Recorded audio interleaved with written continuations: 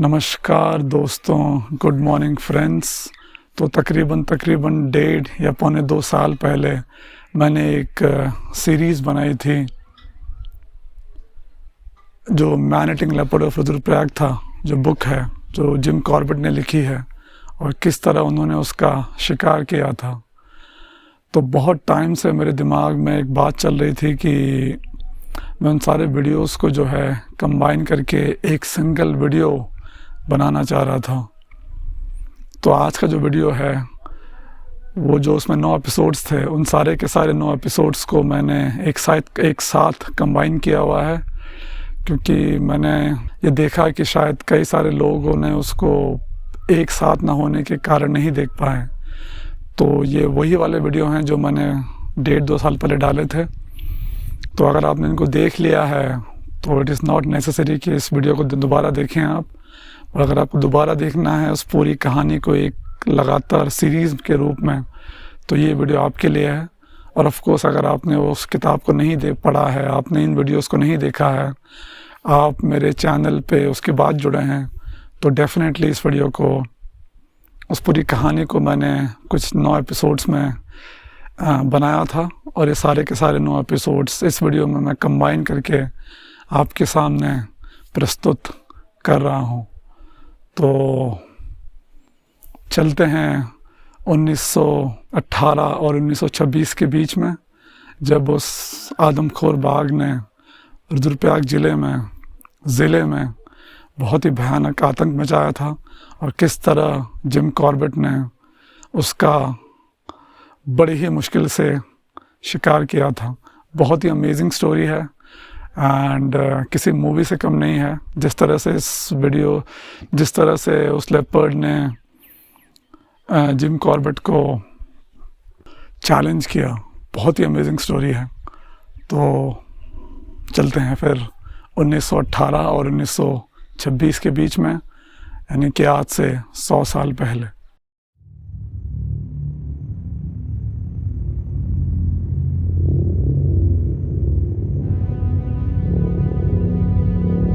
नमस्कार दोस्तों, good morning friends.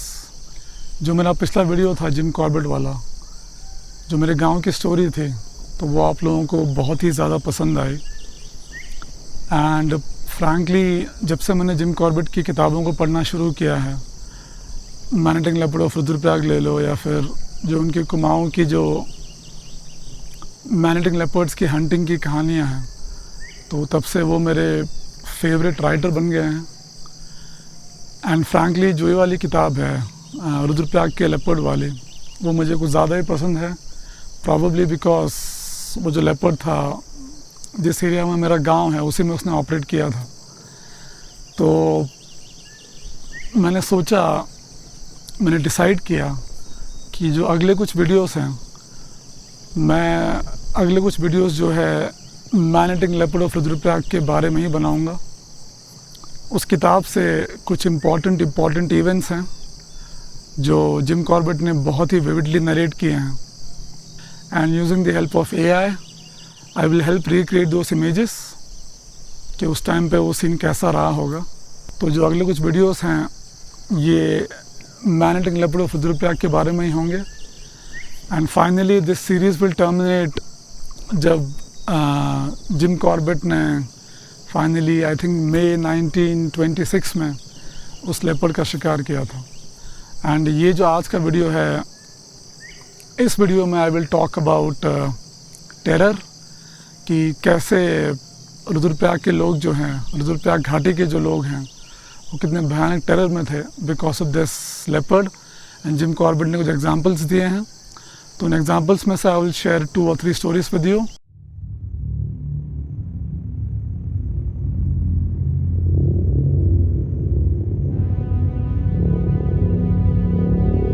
सन 1918 से लेकर 1926 के बीच जो पूरी की पूरी रुद्रप्रयाग घाटी के लोग थे, वे मैन ईटिंग लेपर्ड के बहुत ही भयानक डर में जिए। एंड जिम कॉर्बेट जो है अपनी किताब में 4 ऐसे इंस्टेंसेस डिस्क्राइब करते हैं, 4 ऐसी घटनाएं डिस्क्राइब करते हैं, जिससे मालूम पड़ता है कि रुद्रप्रयाग वैली के लोग इस लेपर्ड से इतना क्यों डरते थे? इन कहानियों से ये भी मालूम पड़ता है कि जो लेपर्ड था वो उसने ह्यूमंस के हिसाब से अपने आप को बहुत ही एफिशिएंटली अडाप्ट कर लिया था एंड वो बहुत ही ज़्यादा तेज़ एंड कनिंग हो गया था।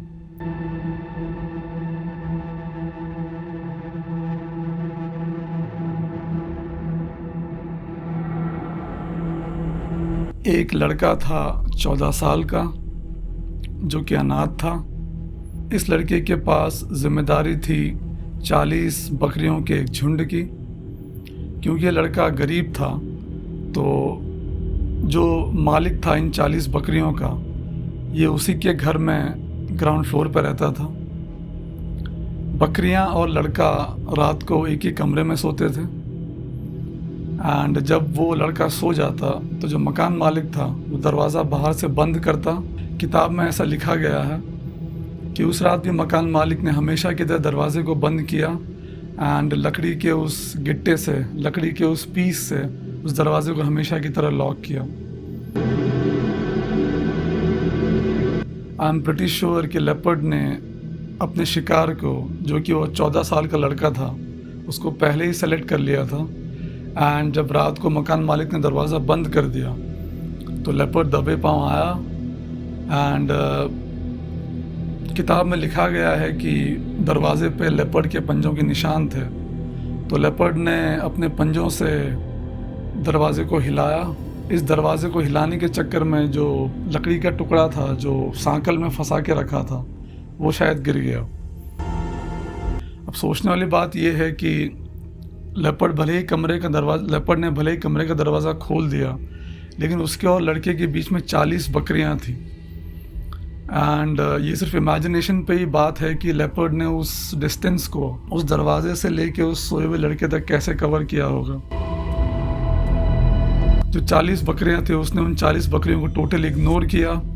वो अंदर गया and I am pretty sure कि जैसे ही लेपर्ड अंदर घुसा होगा तो बकरियों ने बहुत शोर किया होगा, बट हम एज्यूम कर सकते हैं कि लड़का शायद उन सारे शोर के बीच में सोया रहा। उस लड़के के पास गया, उसने लड़के को मारा एंड देन उसको वो ले गया उस गांव के पास एक कुछ खेत थे। उस खेत के नीचे एक घाटी टाइप थी एंड अगली सुबह जब लोग उठे तो जो लड़के के अवशेष थे लोगों को उसी पत्थर वाली घाटी में मिले।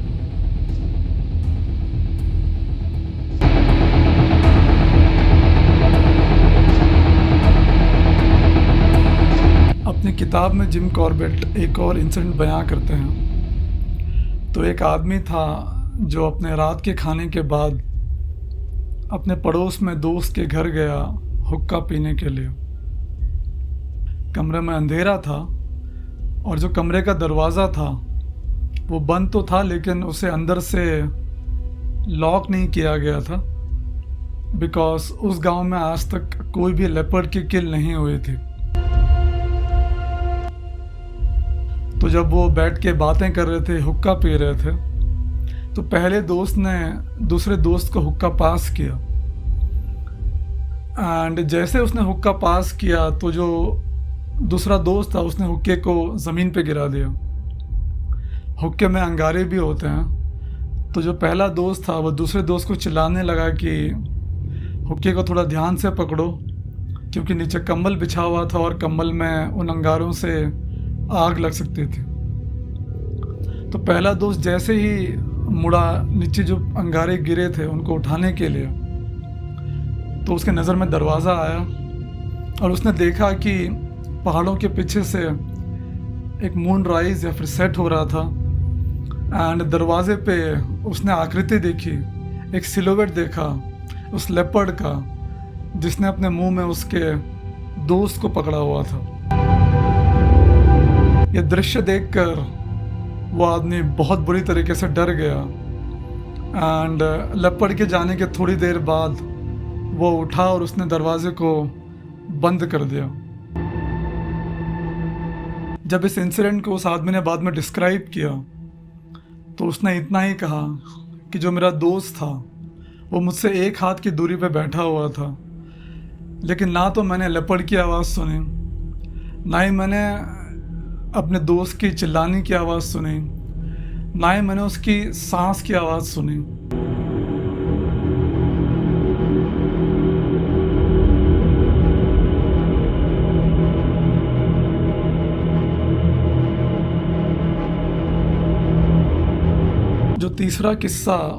जो तीसरा इंसिडेंट जिम कॉर्बेट लिखते हैं अपनी किताब में, वो एक औरत के बारे में था। तो एक गांव का प्रधान था और उसकी वाइफ जो है काफ़ी दिनों से बीमार चल रही थी। उसका ध्यान रखने के लिए, उसकी वाइफ का ध्यान रखने के लिए उसके गांव की 2 सहेलियां थी जो रात को उस औरत के साथ ही सोती थी। जो प्रधान का घर था उसमें सिर्फ 2 कमरे थे। जो बाहर का कमरा था उसमें एक डोर था और एक छोटी सी खिड़की थी। इस छोटी सी खिड़की पे ब्रास का बर्तन रखा हुआ था जिसमें कि पानी भरा हुआ रहता था। जो अंदर का कमरा था उसमें कोई खिड़की नहीं थी एंड अंदर के कमरे में आने का एकमात्र जो दरवाज़ा था वो बाहर के रूम में खुलता था। तो जिस फेटफुल नाइट को ये इंसिडेंट हुआ, उस रात को जो हस्बैंड था, जो प्रधान था, वो बाहर के कमरे में उस छोटी सी खिड़की के बगल में एक बेड में सोया हुआ था एंड उस खिड़की पे वो ब्रास का बर्तन पानी से भरा हुआ अब भी था। कमरे में छोटा सा एक दिया जला रखा था जिसकी रोशनी एकदम मध्यम कर रखी थी, हल्की सी रोशनी के लिए। अंदर के कमरे में जो प्रधान की वाइफ थी वो बीच में सोई थी और जो उसके 2 दोस्त थे वो उसके लेफ्ट एंड राइट में सो रखे थे। क्योंकि अंदर के कमरे में कोई वेंटिलेशन नहीं था तो जो बीच का दरवाज़ा था वो खुला हुआ था एंड जो मेन कमरे का दरवाज़ा था बाहर के कमरे का वो बंद था एंड उस पर अंदर से सांकल चढ़े हुए थे। तो रात को जब लेपर्ड अंदर आया तो वो छोटी सी खिड़की से बिना कोई शोर किए वो खिड़की से नीचे ज़मीन पे आया, अंदर के कमरे में गया। उसने उन दोनों दोस्तों को अवॉइड किया एंड जो बीच में प्रधान की औरत थी, जो बीच में प्रधान की वाइफ थी, उसको मारा एंड उसको बाहर ले गया। लेकिन जब वो उस औरत को उस छोटी सी खिड़की से बाहर ले जाने की कोशिश कर रहा था, उसी टाइम पे वो जो ब्रास का पानी का बर्तन था वो नीचे गिर गया एंड तब उन लोगों की नींद खुली। तो जब उनकी नींद खुली तो वहाँ पर लेपर्ड का कोई नामो निशान नहीं था, लेकिन जो उसकी वाइफ थी वो उसी खिड़की पे मरी हुई मिली। जिम कॉर्बेट लिखते हैं कि ऐसे कई सारी घटनाएं रुद्रप्रयाग वैली के कई सारे गांवों में उन 8 सालों के बीच हुई एंड यही कारण था कि जो लोकल लोग थे रुद्रप्रयाग वैली के, वो कन्विंस हो गए थे कि ये कोई आम लेपर्ड नहीं है, बल्कि ये कोई सुपर नेचुरल शक्ति है जो शिकार कर रही है। क्योंकि आज तक किसी लेपर्ड का इस चालाकी के साथ इंसानों का शिकार करना न कभी सुना था और ना ही कभी किसी ने एक्सपीरियंस किया था।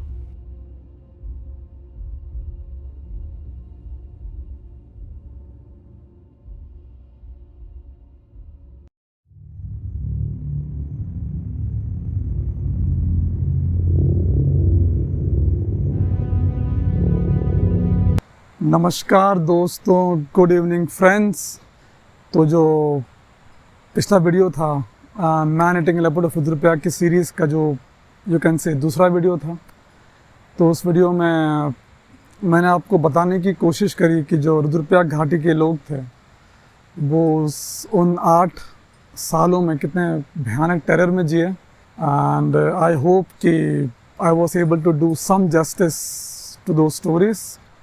तो जो आज का वीडियो है इसमें मैं आपको शेयर करूंगा कि जो पहला एनकाउंटर हुआ था जिम कॉर्बेट का man eating leopard of Rudraprayag के साथ, मतलब कि पहली बार जब वो बैठे थे उसको शूट करने के लिए किल के ऊपर, तो आज मैं उसी का आपको I will recreate it with the help of AI.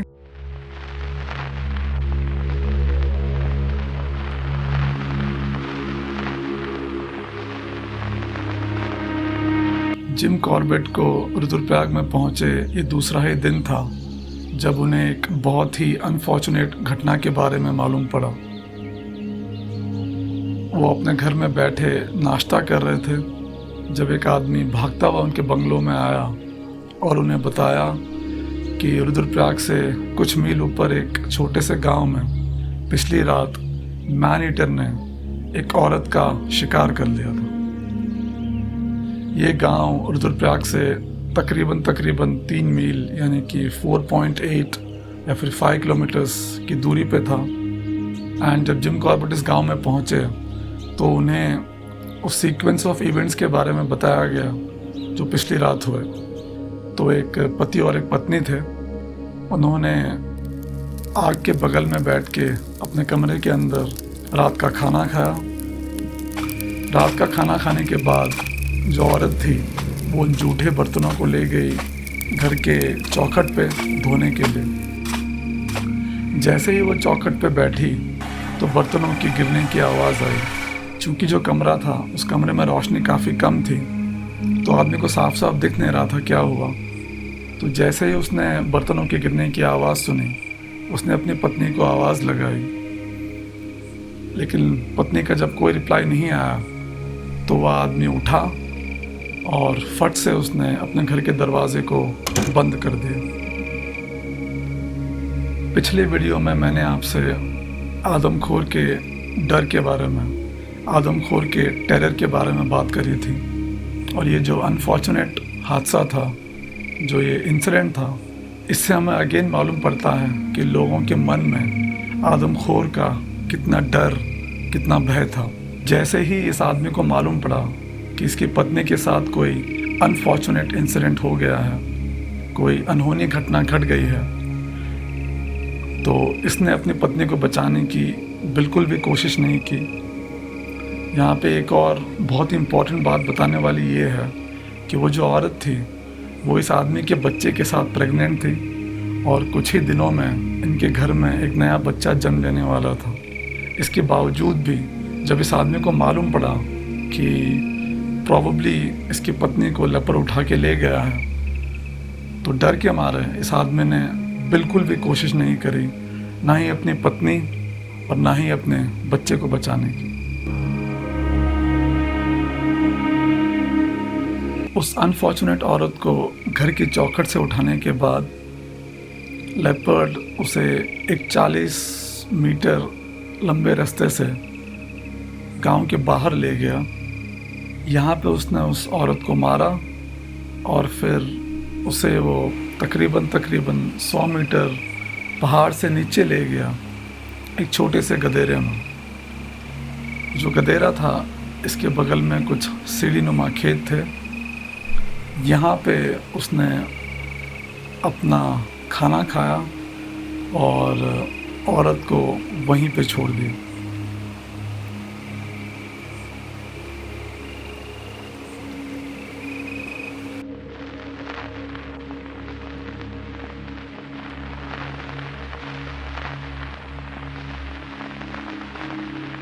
अब मैं आपसे इस खेत को डिस्क्राइब करने की कोशिश करूँगा, जो कि एक बहुत ही इम्पोर्टेंट रोल प्ले करता है इस पूरे नरेशन में, इस पूरी कहानी में। यह खेत तकरीबन 40 मीटर लंबा था। जो इसका एक सिरा था वो एक गदरे के बगल में था और जो दूसरा सिरा था वहाँ पर एक छोटा सा बिना पत्ते वाला अखरोट का पेड़ था। जो अखरोट का पेड़ था इसके ऊपर सूखी घास रखी गई थी। इस सूखी घास को इंग्लिश में हेरिक और गढ़वाली में हम इसे न्यार या फिर पराल कहते हैं। तो जो ये हेरिक था वो ज़मीन से 4 फीट ऊपर उठा हुआ था और अपने आप में वो 6 फीट लंबा था।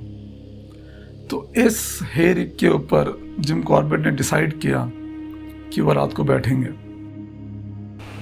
जो खेत का दूसरा सिरा था, जो कि गधेरे के बगल में था, उस खेत के एज पे और जहाँ पे वो गधेरा शुरू हो रहा था, वहाँ पे डेड बॉडी पड़ी थी उस औरत की।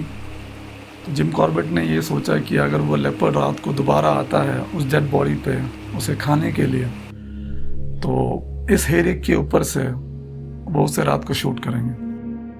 ना जो अखरोट का पेड़ होता है उस पे पत्ते लगते हैं मार्च अप्रैल के अराउंड, एंड उसके पत्ते झड़ जाते हैं अक्टूबर के अराउंड। अब क्योंकि कहानी में कहा गया है कि इस पे पत्ते नहीं थे, तो इस समय मालूम पड़ता है कि जिस समय हादसा हुआ, जिस समय ये कहानी चल रही है, ये नवंबर से लेके फरवरी तक का टाइम है, विच बेसिकली मीन्स कि ये सर्दियों का टाइम था।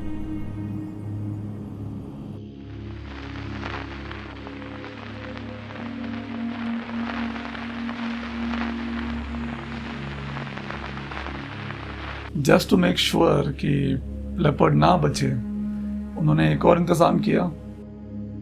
वो एक गांव से 2 लंबे लंबे बांस की लकड़ियां लाए, तकरीबन 8 फुट की लंबी लकड़ियां। उसको उन्होंने उस खेत में गाड़ा। एक बैम्बू के पोल पे उन्होंने, उनके पास एक स्पेयर राइफल थी, उसको बांधा।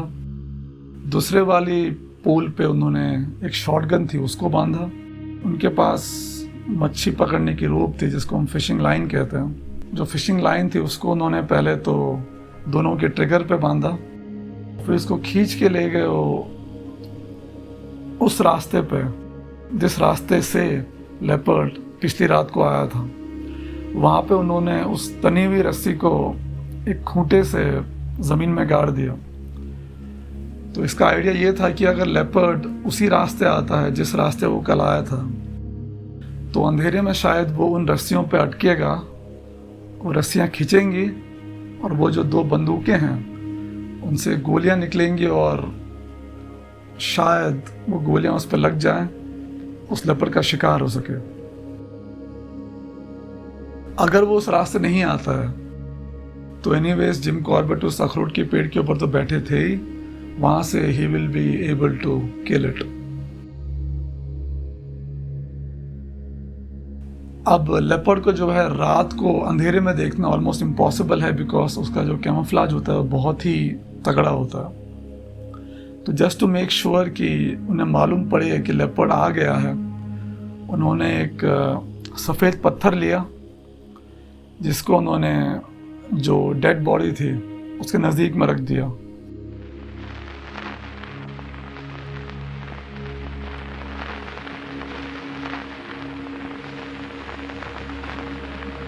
जैसे ही शाम हुई, वो उस न्याय के ऊपर बैठे और उन्होंने अपने आप को अपने छाती तक या फिर अपने वेस्ट तक उस घास से ढक दिया। जो उनका बैग था उसके पीछे उस अखरोट के पेड़ का तना था, तो लेपर्ड अगर कहीं से भी आता और अगर वो नहीं हिलते तो प्रोबेबिलिटी बहुत कम थी कि लेपर्ड उनको देख पाएगा। जिम कॉर्बेट कहते हैं कि उनके सामने एक बहुत ही सुंदर नज़ारा था घाटी का। नीचे गंगा नदी बह रही थी और सामने हिमालयन रेंज दिख रही थी। एंड डिपेंडिंग अपॉन जिस जगह पे वो बैठे थे, जो लोकेशन है रुद्रप्रयाग की, उसके हिसाब से आई एम प्रीटी श्योर कि सामने उनको जो चौखंबा की रेंज है वही रेंज दिख रही होगी। तो वो कहते हैं कि जब उस पेड़ पे बैठे कुछ देर बाद जो सामने का पूरा हिमालय था वो पिंक शेड में बहुत ही सुंदर तरीके से लिट हो गया। एंड वो कुछ देर उसको निहारते रहे और धीरे धीरे वो रोशनी चली गई और एकदम से अंधेरा हो गया।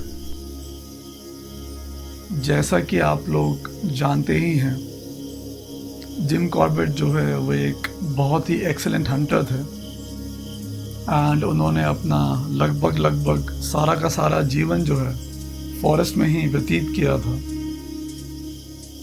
तो उनकी जो आंखें हैं वो अंधेरे में देखने के लिए बहुत ही ज़्यादा व्यस्त थी।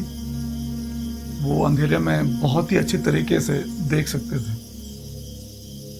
जिस रात को वो उस अखरोट के पेड़ पे बैठे थे वो एक मूनलेस नाइट थी बट जिम कॉर्बेट को ये भरोसा था कि जो स्टार्स की रोशनी होगी उस रोशनी में वे उस लेपर्ड का शिकार बड़ी आसानी से कर पाएंगे। लेकिन सनसेट होने के थोड़ी ही देर बाद बहुत ही तेज़ की गड़गड़ाहट हुई, बिजलियाँ कड़की एंड मूसलाधार बारिश शुरू हो गई।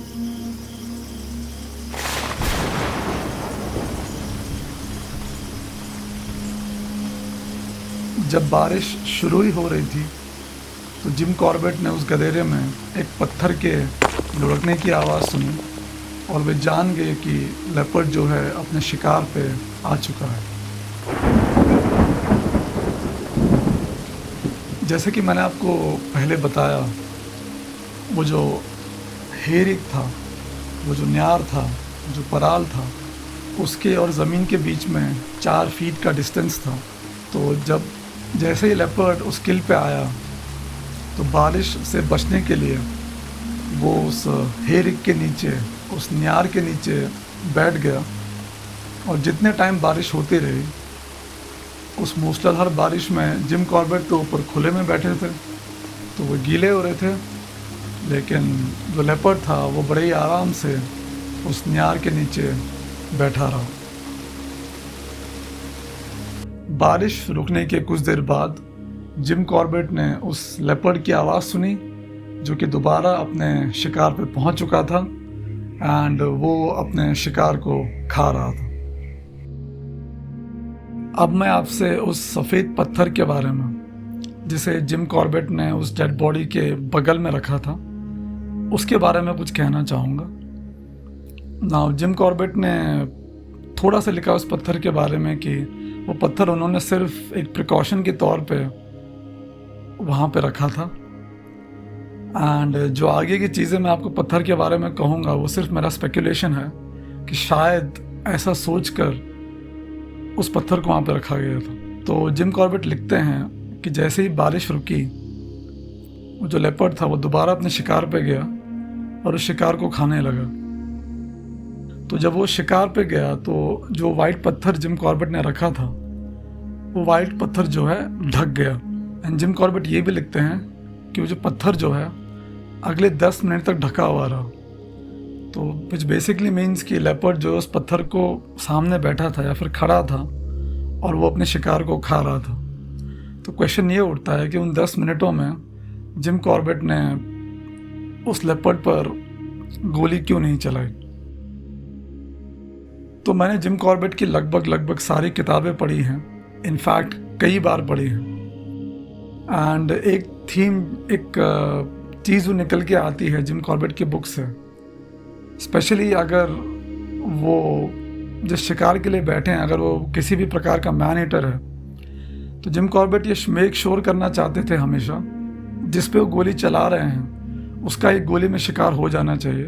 वो उस लेपर्ड को या फिर उस टाइगर को किसी भी प्रकार से सिर्फ इंजोर करके छोड़ना नहीं चाहते थे। और उन्होंने शायद कहीं ये भी लिखा है कि जब कोई मैन ईटर होता है अगर वो गोली से ना मरे, अगर वो सिर्फ घायल हो जाए तो उसके बाद जो है जब वो उस चोट से रिकवर करता है तो उसके बाद जो है वो और भी ज़्यादा तेज़ और भी ज़्यादा कनिंग हो जाता है एंड फिर उसको मारना उसके बाद उतना ही ज़्यादा डिफ़िकल्ट हो जाता है।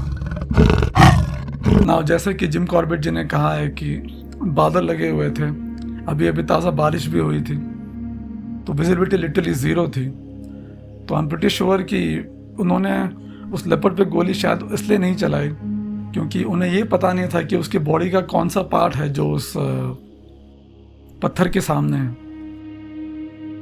जिम कॉर्बेट लिखते हैं कि अगले 2 घंटे में ऐसा 3 बार हुआ कि लेपर्ड जो है उस हेरिक से शिकार की ओर और शिकार से हेरिक की ओर आया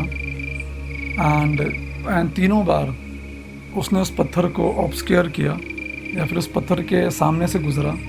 लेकिन इसके पहले कि जिम कॉर्बेट उस पर गोली मार पाता है वो उसके सामने से निकल जाता। और चौथी बार जब वो लेपर्ड किल से उस डेड बॉडी से अपने शिकार से जब वो हेरिक की ओर आ रहा था तो जिम कॉर्बेट ने अंदाजे से उस पर गोली चला दी। उसके बाद कोई हलचल नहीं हुई एंड जिम कॉर्बेट सारी रात उस हेरिक के ऊपर बैठे रहे। अगली सुबह जब वो खेत से नीचे उतरे तो वो लिखते हैं कि जो उनकी बुलेट थी वो उसके गर्दन के बालों को छूते हुए निकली थी और खेत में उन्हें सिर्फ उस लेपर्ड के गर्दन के कुछ कटे हुए बाल ही मिले।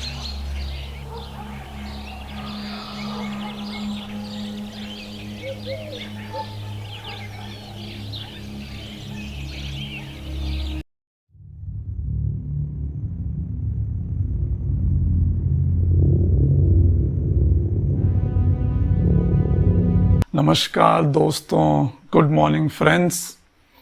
तो जो पिछला वीडियो था जिम कॉर्बेट की सीरीज़ का, जिसमें जिम कॉर्बेट का पहला एनकाउंटर था मैन ईटिंग लेपर्ड के साथ, तो वो वीडियो आप लोगों को बहुत पसंद आया। आई thank you for that.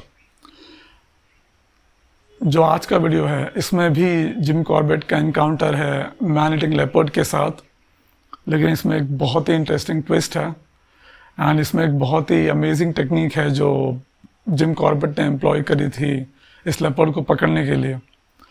And I think ये बहुत ही इम्पॉर्टेंट इवेंट है इस पूरी कहानी का। सो आई थॉट मुझे आपके साथ इसको शेयर करना चाहिए।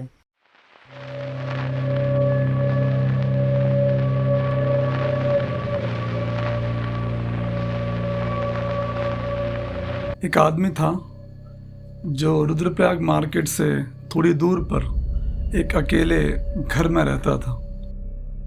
इस घर में सिर्फ एक कमरा था और इस कमरे को कुछ लकड़ी के तख्तों द्वारा किचन और लिविंग रूम में डिवाइड किया गया था। एक रात जब ये आदमी सो रखा था तो शोर से इसकी नींद खुली। इस रात को यह आदमी अपने घर का दरवाज़ा बंद करना भूल गया था और इसने देखा कि जो लेपर्ड था वो लकड़ी के तख्तों को, जिसके पीछे आदमी सो रखा था, उन्हें तोड़ने की कोशिश कर रहा था। काफ़ी देर तक लेपर्ड उन लकड़ी के तख्तों को तोड़ने की कोशिश करता रहा और यह आदमी वहाँ पसीने से तरबतर बैठा रहा।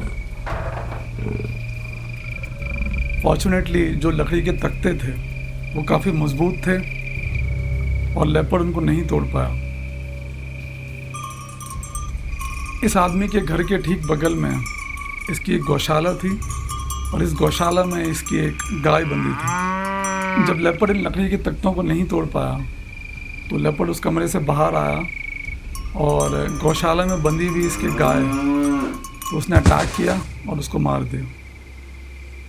खूंटे पर बंधी रस्सी को तोड़ने के बाद लेपर्ड इस गाय को थोड़ी दूर ले गया खुले में और वहाँ पे थोड़ा सा मांस खा के उसने उस गाय को वहीं पे छोड़ दिया। जिस जगह गाय मरी थी वहाँ से तकरीबन 20 मीटर दूरी पर एक पेड़ था। इस पेड़ के ऊपर एक न्यार या फिर पराल या फिर एक हेरिक बना हुआ था और जिम कॉर्बेट ने डिसाइड किया कि इसी हेरिक पे वो रात को बैठेंगे इस लेपर्ड को शूट करने के लिए। ये जो पेड़ था ये पहाड़ के एकदम किनारे पे था और इस पेड़ के पीछे एकदम खड़ी चट्टान थी कई 100 फुट नीचे तक।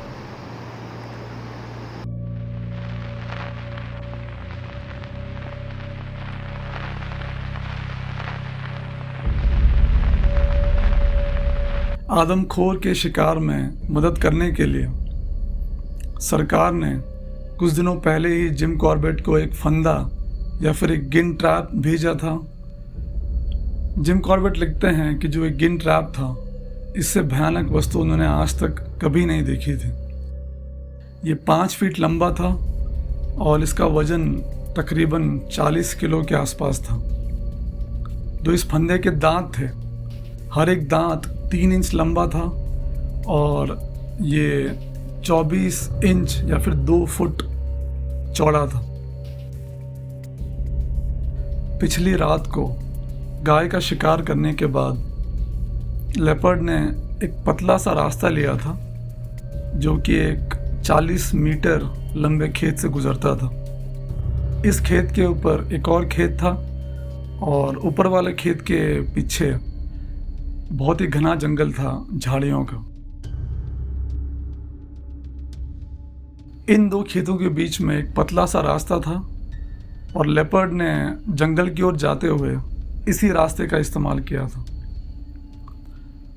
तो जो जिम कॉर्बेट के पास गिन ट्रैप था, जिम कॉर्बेट ने डिसाइड किया कि इसी रास्ते पे वे उस फंदे को या फिर उस गिन ट्रैप को लगाएंगे। उस फंदे को उस रास्ते पे लगाने के बाद जिम कॉर्बेट और उनके एक दोस्त थे जिनका नाम इबॉटसन या फिर इबटसन था, वे उस न्यार या फिर उस हेरिक के ऊपर चढ़ के बैठ गए। अब क्योंकि हेरिक एकदम खुले में था तो काफ़ी पॉसिबिलिटी थी कि लेपर्ड ने दूर से देख सकता है। इस चीज़ से बचने के लिए तो जिस न्यार के ऊपर बैठे थे उन्होंने वहाँ पर एक लकड़ी के टुकड़े को फंसाया और उस लकड़ी के टुकड़े पे उन्होंने कुछ सूखी घास बांध दी, क्योंकि अगर लेपर्ड उन्हें सामने से देख भी लेता तो न्यार की वजह से उसका विजन थोड़ा सा कंफ्यूज हो जाएगा एंड जिम कॉर्बेट और उनके दोस्त को एक ठीक ठाक कैमोफ्लाज मिल जाएगा। सरकार ने कुछ दिनों पहले जिम कॉर्बेट को एक इलेक्ट्रिक लाइट भी भेजी थी जिसे वो अपनी बंदूक पे लगा के रात को शूट करते हुए लाइट का इस्तेमाल कर सकते थे।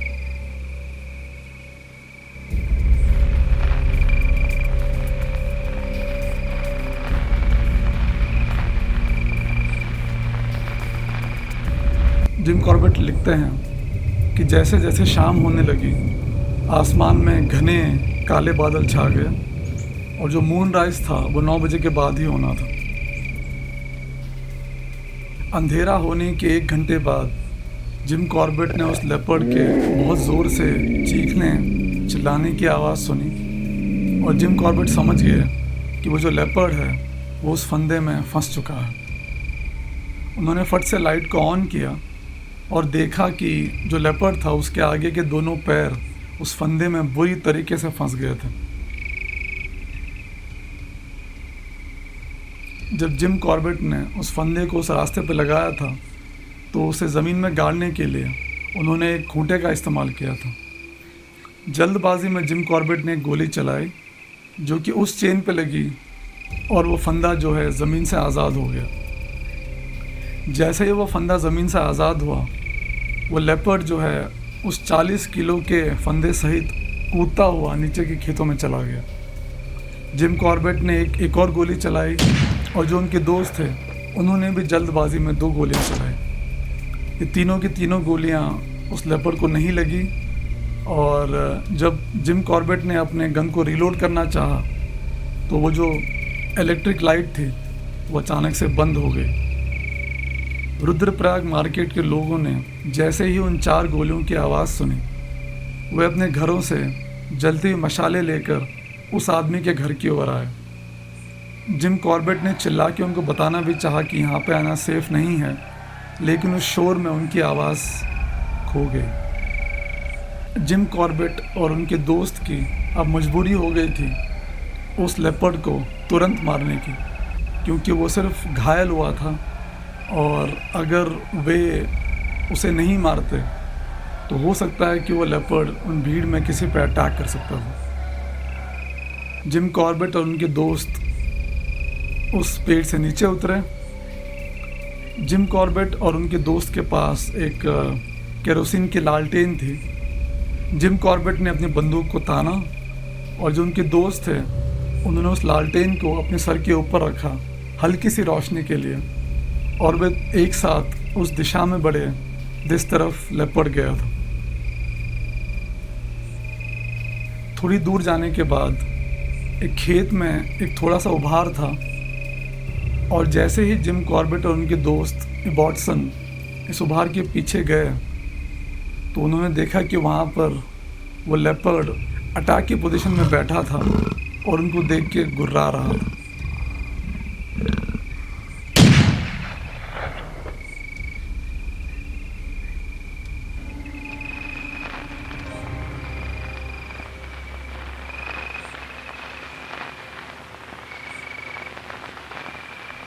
लेपर्ड को गोली मारने के बाद जो सारे के सारे लोग थे वे वहाँ पहुँच गए और खुशियाँ मनाने लगे कि आखिरकार आदमखोर का शिकार हो ही गया है। जिम कॉर्बेट लिखते हैं कि ये वही तेंदुआ था जिसने पिछली रात उस आदमी पे अटैक करने की कोशिश करी थी।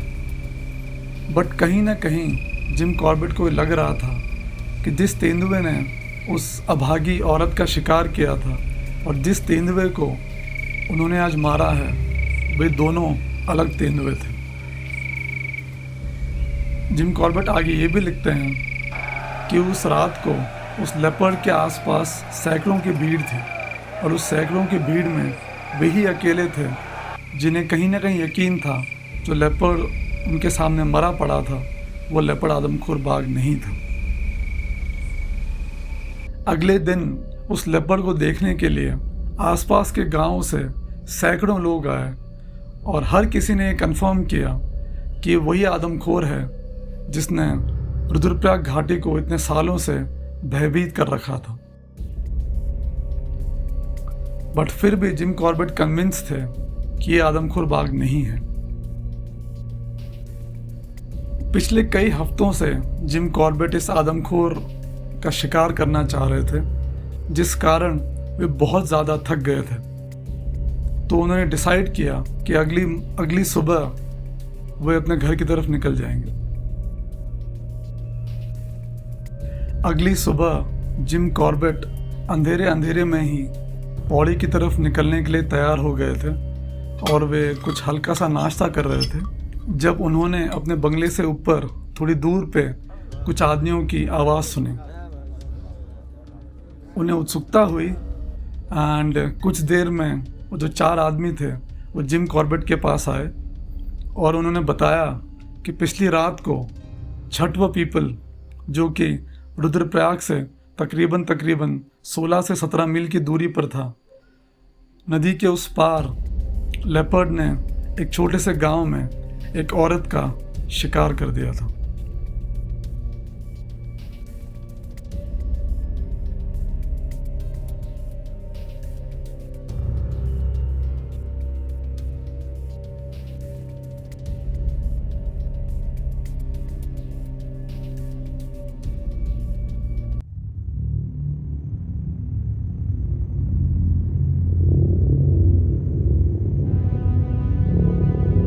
नमस्कार दोस्तों, गुड मॉर्निंग फ्रेंड्स।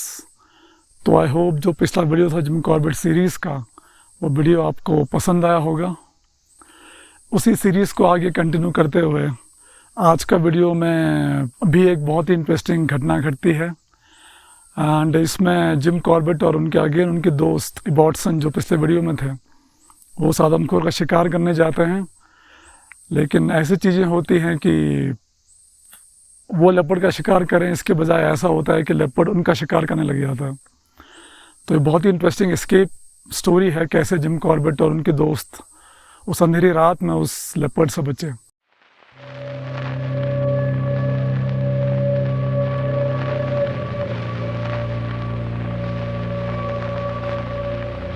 जैसा कि आपने पिछले वीडियो में देखा, जिम कॉर्बेट ने एक तेंदुए का शिकार किया, लेकिन कहीं ना कहीं जिम कॉर्बेट को ये पक्का भरोसा था कि जिस लेपर्ड को उन्होंने मारा है वो आदमखोर नहीं था।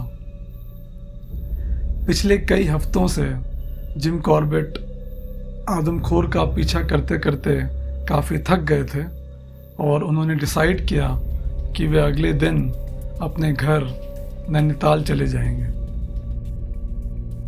अगली सुबह जब वो नैनीताल के लिए निकल ही रहे थे तो कुछ आदमी उनके पास आए और उन आदमियों ने उन्हें बताया कि रुद्रप्रयाग से तकरीबन 16 मील दूर छठवा पीपल के नज़दीक एक छोटे से गांव में पिछली रात तेंदुए ने एक औरत का शिकार कर दिया था।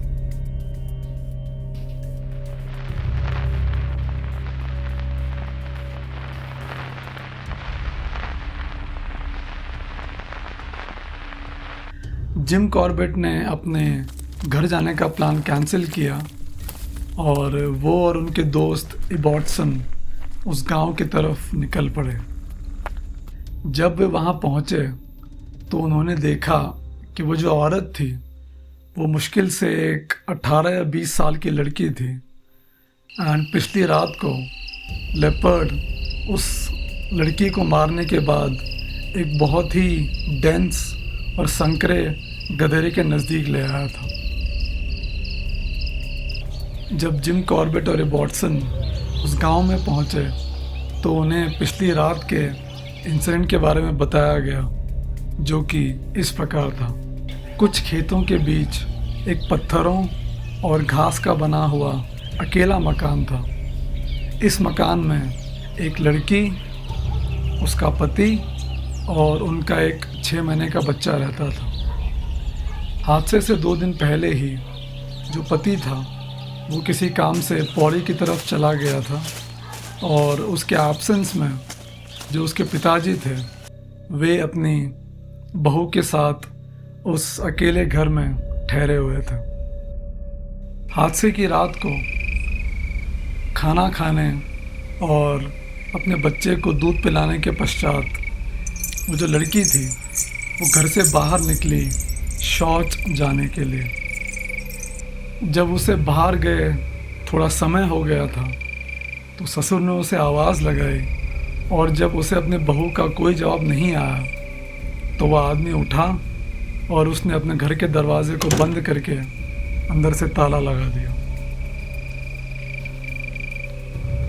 जिम कॉर्बेट लिखते हैं कि उस शाम को थोड़ी सी बारिश हुई थी और बारिश रुकने के बाद जो लेपर्ड था वो गांव की तरफ से उस अकेले घर की ओर आया। घर से तकरीबन 25 या 30 मीटर की दूरी पर एक बड़ी सी चट्टान थी। वो लेपर्ड उस चट्टान के पीछे आके छुप गया और काफ़ी देर तक वहीं बैठा रहा।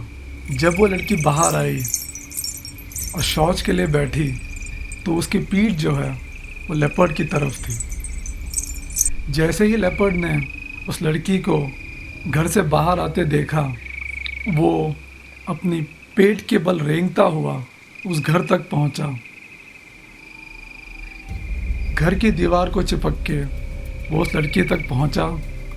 उसने उस लड़की पर अटैक किया और उसे पकड़कर वो उसी चट्टान पे ले गया। जब उस आदमी ने अपनी बहू को आवाज़ दी तो इस शोर से वो आदमखोर शायद डिस्टर्ब हो गया और वो उस लड़की को उठाकर कुछ खेतों को क्रॉस करते हुए और एक पतले से फुटपाथ को क्रॉस करते हुए पहाड़ी से नीचे उस गधेरे की ओर ले गया। यहाँ पे उसने अपना खाना खाया और उस लड़की को वहीं पे छोड़ दिया।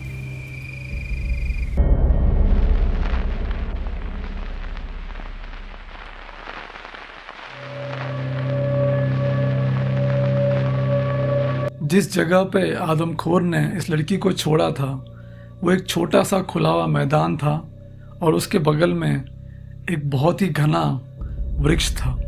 जिम कॉर्बेट को ये बात अच्छे से मालूम थी कि अगर आदमखोर दोबारा अपने किल पे आएगा तो वो बहुत ही ज़्यादा सावधानी के साथ आएगा। इसी बात का ख्याल रखते हुए जिम कॉर्बेट ने एक ऐसा पेड़ चुना जो उस लड़की की बॉडी से तकरीबन 60 मीटर की दूरी पे था। ये पेड़ एक बांज या फिर एक ओक का पेड़ था और एक पहाड़ के एकदम एज पे उग रहा था। गांव वालों ने जिम कॉर्बेट और वॉटसन को ये बताया था कि गांव के पूरब की तरफ एक बहुत ही घना जंगल था और उन्हें यकीन था कि शिकार को खाने के बाद लेपर्ड इसी जंगल में गया होगा। जिस बांज के पेड़ को ये वॉटसन और कॉर्बेट ने चूज किया था, उस पेड़ की शाखाओं से उस जंगल का और जिस छोटे से मैदान में वो लड़की पड़ी हुई थी उसका बहुत ही ओपन व्यू था। और अगर लेपर्ड उस जंगल से अपने शिकार की ओर आता तो बहुत ही आसानी से उसका शिकार किया जा सकता था। ये वॉटसन उस बांज के पेड़ पे चढ़े और एक खुले शाखा पे बैठ गए।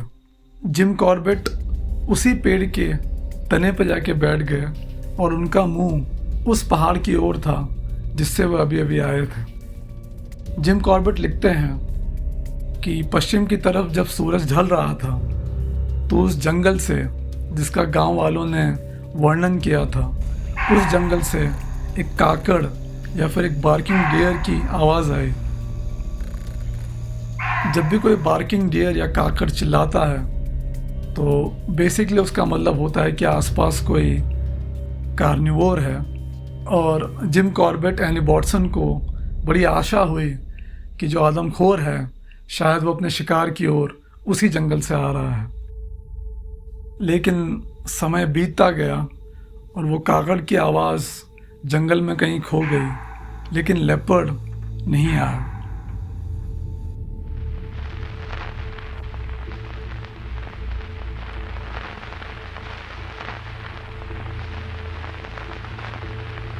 जब लगभग अंधेरा हो चुका था तो जिस पहाड़ की ओर जिम कॉर्बेट अपना मुंह करके बैठे थे, वहाँ से एक चीड़ के पेड़ का फल, जिसे इंग्लिश में पाइन कोन भी कहते हैं, लुढ़कता हुआ आया और उस पेड़ से टकराया जिस पेड़ पे जिम कॉर्बेट एंड बर्टसन बैठे हुए थे।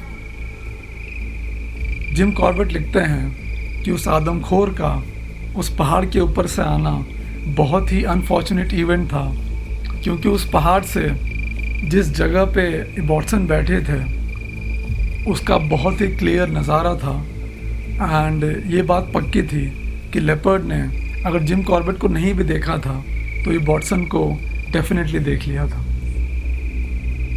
उस आदमखोर ने अपना आज का शिकार चुन लिया था और वो या तो जिम कॉर्बेट थे या फिर उनके दोस्त बॉटसन।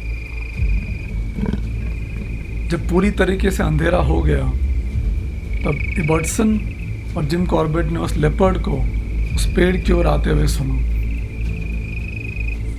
जल्दी जल्दी में जिम कॉर्बेट एंड इबर्टसन उस पेड़ से नीचे उतरे। उनके पास पिछली बार की तरह ही एक लालटेन थी। इबर्टसन ने उस जलते हुए लालटेन को अपने हाथ में पकड़ा और जिम कॉर्बेट उनके पीछे पीछे बंदूक पकड़ के चलने लगे।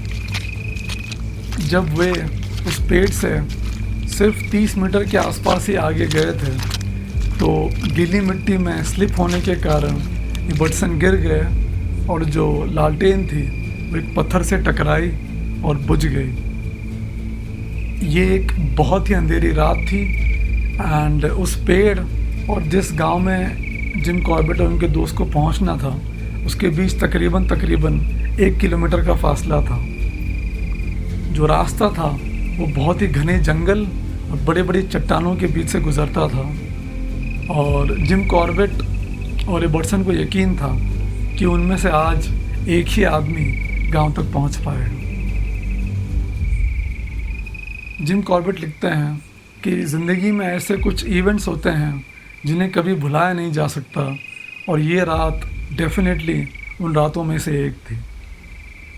गिरते फिसलते जिम कॉर्बेट और उनके दोस्त उस गांव के एक छोटे से बरामदे में पहुंचे, जिसके कोने में एक छोटा सा पत्थर और घास का बना हुआ मकान था। उन्होंने उस मकान में हुक्के की आवाज़ सुनी और जिम कॉर्बेट ने चिल्ला के उन लोगों से दरवाज़ा खोलने के लिए कहा, लेकिन अंदर से कोई आवाज़ नहीं आई। तब जिम कॉर्बेट ने एक माचिस की तीली जलाई और चिल्लाते हुए कहा कि अगर ये दरवाज़ा नहीं खुला तो वे उस सूखी घास की झोपड़ी पे आग लगा देंगे। ये सुनकर अंदर कुछ हलचल हुई, दरवाज़ा खुला और जिम कॉर्बेट और उनके दोस्त उस घर के अंदर चले गए। घर के अंदर तकरीबन 13-14 आदमी, औरत और बच्चे बैठे हुए थे। उन्होंने पहले तो जिम कॉर्बेट से माफ़ी मांगी और उन्हें बताया आदमखोर के डर ने उनके साहस को पानी पानी कर दिया है और रात के किसी भी शोर को वो आदमखोर ही समझते थे। इसी कारण उन्होंने दरवाज़ा नहीं खोला। उस कमरे के लोगों ने जिम कॉर्बेट को ये भी बताया कि उनके आदमी सनसेट से कुछ देर पहले गांव में पहुंच चुके थे और थोड़ी दूर पर एक दूसरे कमरे में उनके रहने की व्यवस्था की गई थी। जिम कॉर्बेट और उनके दोस्त लालटेन लेके उस घर से निकले और एक बड़े से बरामदे में पहुँचे जिसके लेफ़्ट एंड राइट में 2 मंजिला घर बने हुए थे। जिम कॉर्बेट ने अपने आदमियों को आवाज़ लगाई और जब वे सीढ़ियों से उस कमरे में घुस रहे थे जिनमें उनके आदमी ठहरे हुए थे, तो पता नहीं कहाँ से एक गांव का कुत्ता आया और वो उन सीढ़ियों पे गया जिनसे अभी अभी जिम कॉर्बेट और रॉबर्टसन चढ़ के आए थे। जैसे वो कुत्ता उन सीढ़ियों पे गया, वो बहुत ही ज़ोर से चिल्लाया और भागते और रोते हुए दोबारा उसी कमरे के अंदर आ गया। जिम कॉर्बेट समझ गए कि वो आदमखोर को देख के डरा है। तुरंत ही एक लालटेन जलाई गई और कोशिश करी गई उस लालटेन की मदद से नीचे की ज़मीन दिख जाए, बट वहाँ पे उन्हें सिर्फ अंधेरा ही दिखा और वो लेपर्ड को शूट नहीं कर पाए। अगली सुबह जब जिम कॉर्बेट ने निरीक्षण किया तो उन्होंने पाया कि जो उनका डर था वो बिल्कुल सही था और उस आदमखोर ने उस पेड़ से, उस बांज के पेड़ से लेके उस घर तक जिसमें जिम कॉर्बेट रुके हुए थे, उनका लगातार शिकार के लिए पीछा किया था।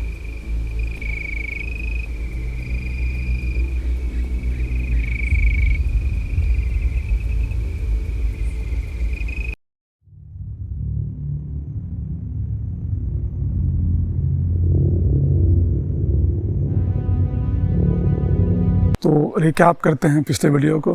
पिछले वीडियो में हमने देखा कि कैसे जिम कॉर्बेट ने एक लेपर्ड का शिकार किया, बट उन्हें कहीं ना कहीं यकीन था कि जो लेपर्ड उन्होंने मारा है वो आदमखोर नहीं था और उनका जो शक था वो सही निकला और एक औरत की उस लेपर्ड ने हत्या कर दी थी।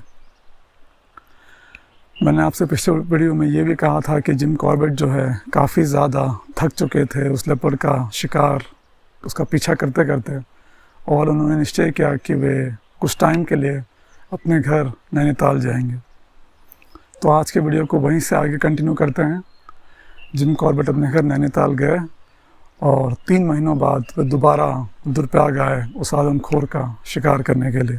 आज के वीडियो में वे एक नया तरीका इस्तेमाल करते हैं उस आदमखोर को मारने का।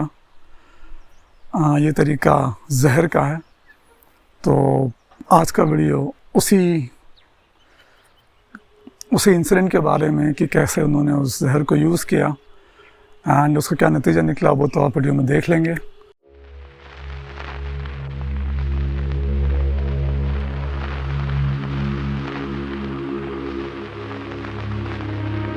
जिम कॉर्बेट अपने घर नैनीताल गए सन 1925 की पतझड़ ऋतु के अंत में और वे वापस आए सन 1926 के बसंत ऋतु की शुरुआत में। इन 3 महीनों के दौरान उस आदमखोर ने 10 लोगों का शिकार किया और इस बीच उसे मारने का एक भी प्रयत्न नहीं किया गया।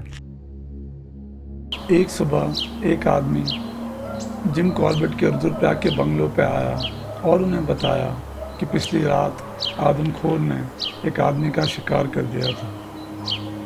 जब जिम कॉर्बेट और रॉबर्टसन उस गांव में पहुंचे तो उन्होंने पाया कि गांव से कुछ दूरी पर घने जंगल के बीच एक आदमी ने अपने लिए एक छोटा सा घर बना रखा था। इस घर में वो अपनी पत्नी, अपनी माता और 3 बच्चों के साथ रहता था। घर की औरतों ने बताया कि सुबह सुबह उजाला होने से कुछ देर पहले जब वो आदमी अपने घर की दहलीज पे बैठा था तो आदमखोर आया और उसे उठा कर ले गया। निरीक्षण करने पर जिम कॉर्बेट ने पाया कि आदमी को उठाने के बाद आदमखोर उसे तकरीबन 400 मीटर दूर एक गहरे खड्ड में ले गया। यहाँ पर उसने अपना खाना खाया और शिकार को वहीं पे छोड़ दिया।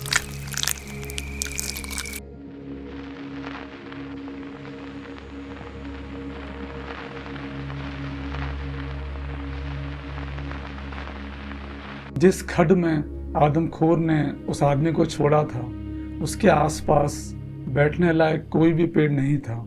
इसीलिए जिम कॉर्बेट और रॉबर्टसन ने जिन जिन जगहों पर आदमखोर ने आदमी को खाया था वहाँ पर साइनाइड जहर भर दिया। अगली सुबह जब वे दोबारा उस खड्ड पे पहुंचे तो उन्होंने पाया कि रात को आदमखोर आया और उसने उन जगहों से मांस खाया जहां पे साइनाइड जहर नहीं भरा गया था। मांस खाने के बाद वो आदमखोर उस आदमी को उस खड्ड से थोड़ी दूरी पर कुछ घनी झाड़ियों में ले गया और वहां पे उस आदमी को छुपा दिया। जिन घनी झाड़ियों में आदमखोर ने आदमी को छुपाया था उसके आसपास बैठने लायक कोई भी पेड़ नहीं था। इसीलिए जिम कॉर्बेट ने उन झाड़ियों से 400 मीटर दूर एक बुरांश के पेड़ पे बैठने का निश्चय किया।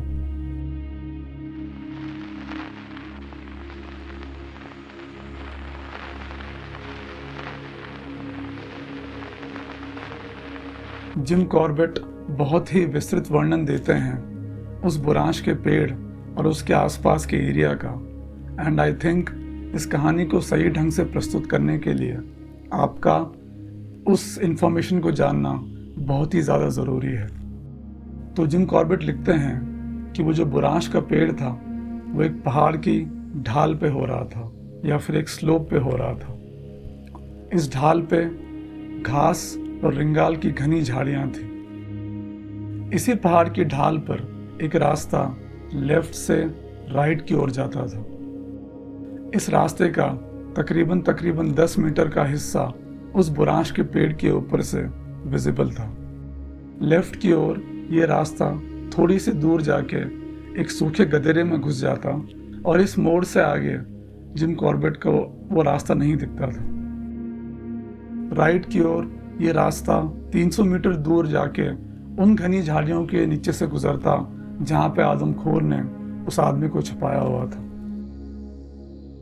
इसी पहाड़ी के ऊपर उस आदमी का घर था जिसका आदमखोर ने शिकार किया था और वहां से एक और पतला सा रास्ता इस नीचे के रास्ते से आके मिलता था। इसी बुरांश के पेड़ के नीचे कुछ छोटे छोटे पानी के सोते से बने हुए थे और जिम कॉर्बेट लिखते हैं कि जब वो इस पेड़ पे शाम को चढ़े तो थोड़ी देर बाद वहाँ पे 3 कलीज फेजेंट आए। वो कलीज फेजेंट इस पेड़ के नीचे से गुजरे उस पानी के सोते तक और वे जिम कॉर्बेट को नहीं देख पाए। तो इससे जिम कॉर्बेट को तसल्ली हो गई कि जो उनका कैमोफ्लाज था वो बहुत ही अच्छा था और लेपर्ड शायद उनको रात को नहीं देख पाएगा।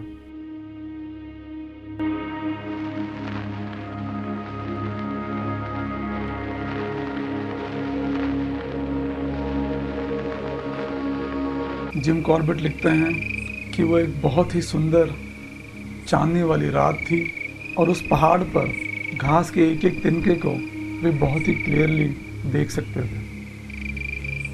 रात के 8 बजे के तकरीबन जिम कॉर्बेट ने शिकार की ओर से एक काकड़ के चिल्लाने की आवाज़ सुनी और वे समझ गए कि वो जो आदमखोर है वो अपने शिकार पर आ चुका था।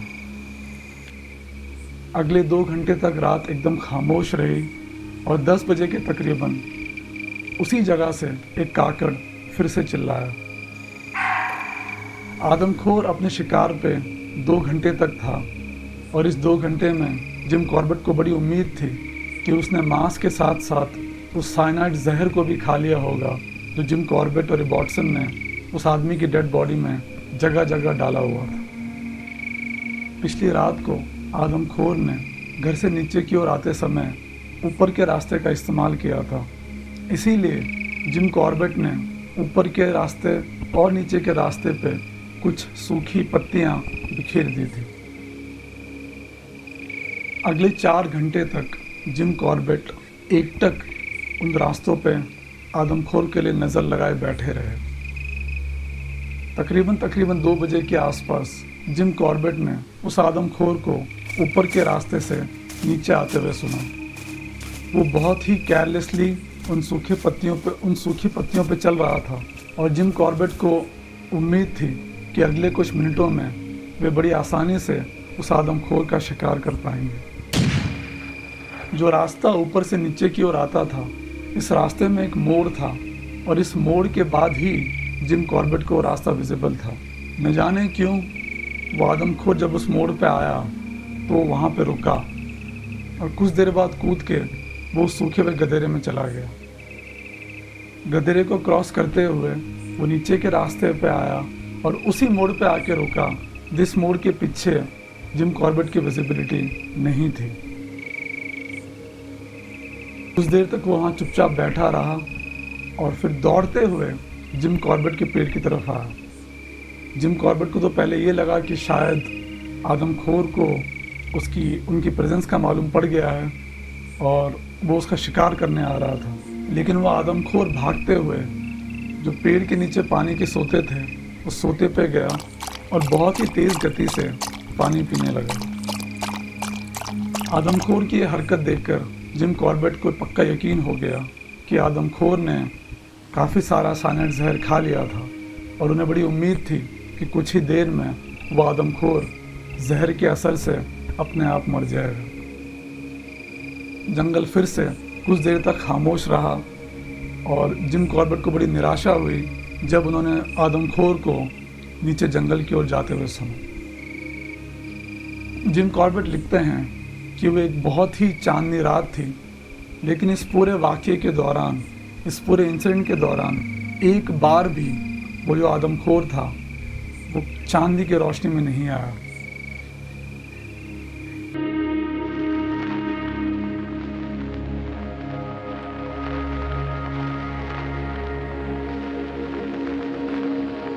अगली सुबह जब जिम कॉर्बेट ने आदमखोर के निशानों का पीछा किया तो उन्होंने पाया कि वो एक पत्थरों से गिरी छोटी सी गुफा के अंदर चला गया था।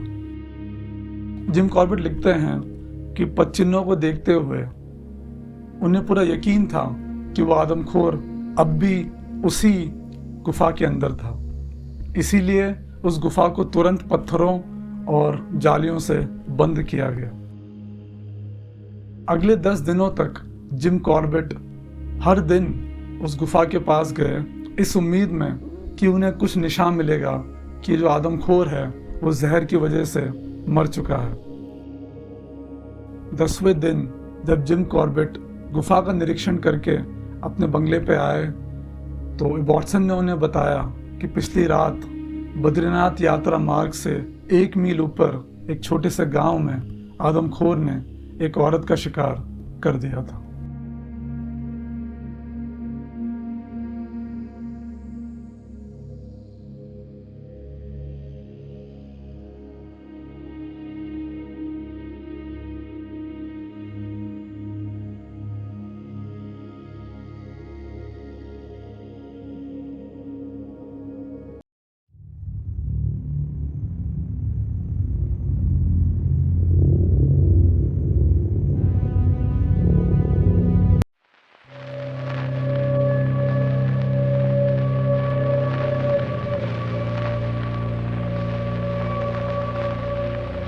रुद्रप्रयाग का आदमखोर तेंदुआ एक गुफा में कैद हो गया है, ये बात बहुत ही तेज़ी के साथ संपूर्ण घाटी में फैल गई और लोग जो आदमखोर से बचने के लिए प्रिकॉशंस ले रहे थे, लोगों ने उन प्रिकॉशंस को लेना बंद कर दिया। इसका नतीजा ये हुआ कि जैसे ही आदमखोर साइनाइड जहर के असर से उभरा और गुफा से किसी और रास्ते से बाहर आया तो आदमखोर ने जो उसे पहला इंसान मिला उसे अपना शिकार बना दिया। जब जिम कॉर्बेट और वॉटसन उस गांव में पहुंचे तो उन्हें बताया गया कि उसी सुबह उजाला होने से कुछ देर पहले आदमखोर ने एक 70 साल की औरत को उसके घर के दरवाजे के सामने से उठा लिया था।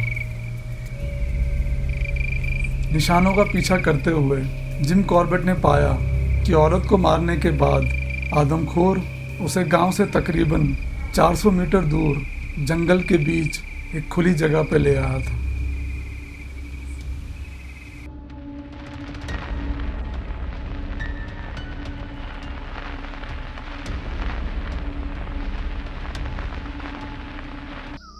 तो दोस्तों, नॉर्मली मैं AI का इस्तेमाल करता हूँ आपको वो सीन डिस्क्राइब करने के लिए, लेकिन इस वाले वीडियो में मैंने सोचा कि AI का यूज़ मैं थोड़ा कम करूं और मैं वो सीन रिक्रिएट करने की कोशिश करूं ऐसे ही जंगलों में आके जिन जंगलों की जिम कॉर्बेट ने अपनी किताबों में बात करी है, तो जब उस आदमखोर ने उस बूढ़ी औरत को उठाया तो वो उसे गांव से तकरीबन 400 मीटर दूर एक पतला सा मैदान था जो तकरीबन 20 फीट लंबा था और 4 फीट के आसपास चौड़ा था।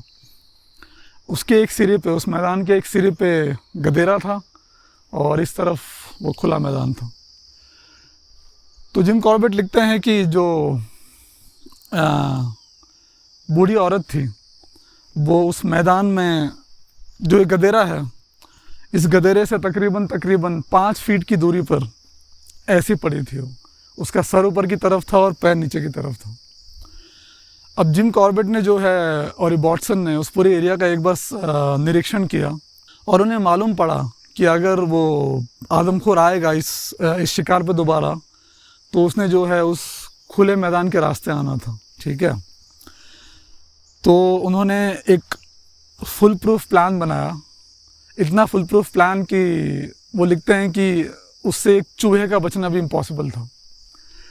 तो क्योंकि बॉडी यहाँ पे पड़ी थी और उन्हें पता था कि जो आदमखोर आएगा इस दिशा से आएगा, तो उन्होंने जो है, उनके पास 2 राइफलें थी। तो एक राइफल को उन्होंने इस दिशा से लगाया, नॉट एग्जैक्टली यहाँ पे, but you got the idea, इस दिशा से लगाया, और एक राइफल को उन्होंने इस दिशा से लगाया। ऑफ कोर्स ये खुली जगह है, बट वहाँ पे उन्होंने उसको झाड़ियों के अंदर लगाया ताकि वो आदमखोर को दिखे ना। अब सवाल ये था कि वो उसको ट्रिगर कैसे करेंगे। तो उन्होंने क्या किया, जो एक मछली पकड़ने की रोप होती है जिसको हम फिशिंग रोप कहते हैं, उन्होंने उसका एक सिरा जो है, जो पहली बंदूक थी उसके ट्रिगर पे बांधा, वो उसको उसके पीछे से ले गए, फिर खींच के ले आए वो उसको डेड बॉडी के 4 या 5 फीट के डिस्टेंस पे, फिर वहाँ से घुमा के उसको दोबारा ले गए दूसरी बंदूक पे और दोबारा उसके ट्रिगर पे बांध दिया। फिर उन्होंने क्या किया कि जो औरत पड़ी थी उसकी कमर के आसपास उन्होंने उस धागे को बांधा, एक और धागा बांधा, और उस धागे को उन्होंने, वो जो धागा राइफल से आ रहा था बॉडी की तरफ, उस पर उन्होंने उसको बांध दिया और खींच दिया। वो इतना प्रिसाइसली बांधा गया धागा था कि अगर उस धागे पे हल्की सी भी अगर खींच होती तो उन दोनों राइफल ने ट्रिगर कर जाना था। अब उन्होंने एक और प्लान बनाया। उनके पास एक गिन ट्रैप था। तो जो ये खुला मैदान था 15 फीट वाला जो जिम कॉर्बेट ने बताया है, तो उन्होंने ठीक इस बॉडी के जिस रास्ते से जिस रास्ते से वो आदमखोर आने वाला था, वहाँ पे उन्होंने एक गहरा खड्डा खोदा और वहाँ पे उन्होंने उस गिन ट्रैप को बिठा दिया। गिन ट्रैप जो है बहुत ही लाइटली सेट किया गया था। उसका मतलब ये था कि जो उसका ट्रिगर था, उसकी ट्रिगर पे अगर हल्का सा भी भार पड़ता, उन्होंने उसको इतना लाइटली सेट किया कि उसके ट्रिगर पे अगर हल्का सा भी भार पड़ता तो उसने फट से बंद हो जाना था।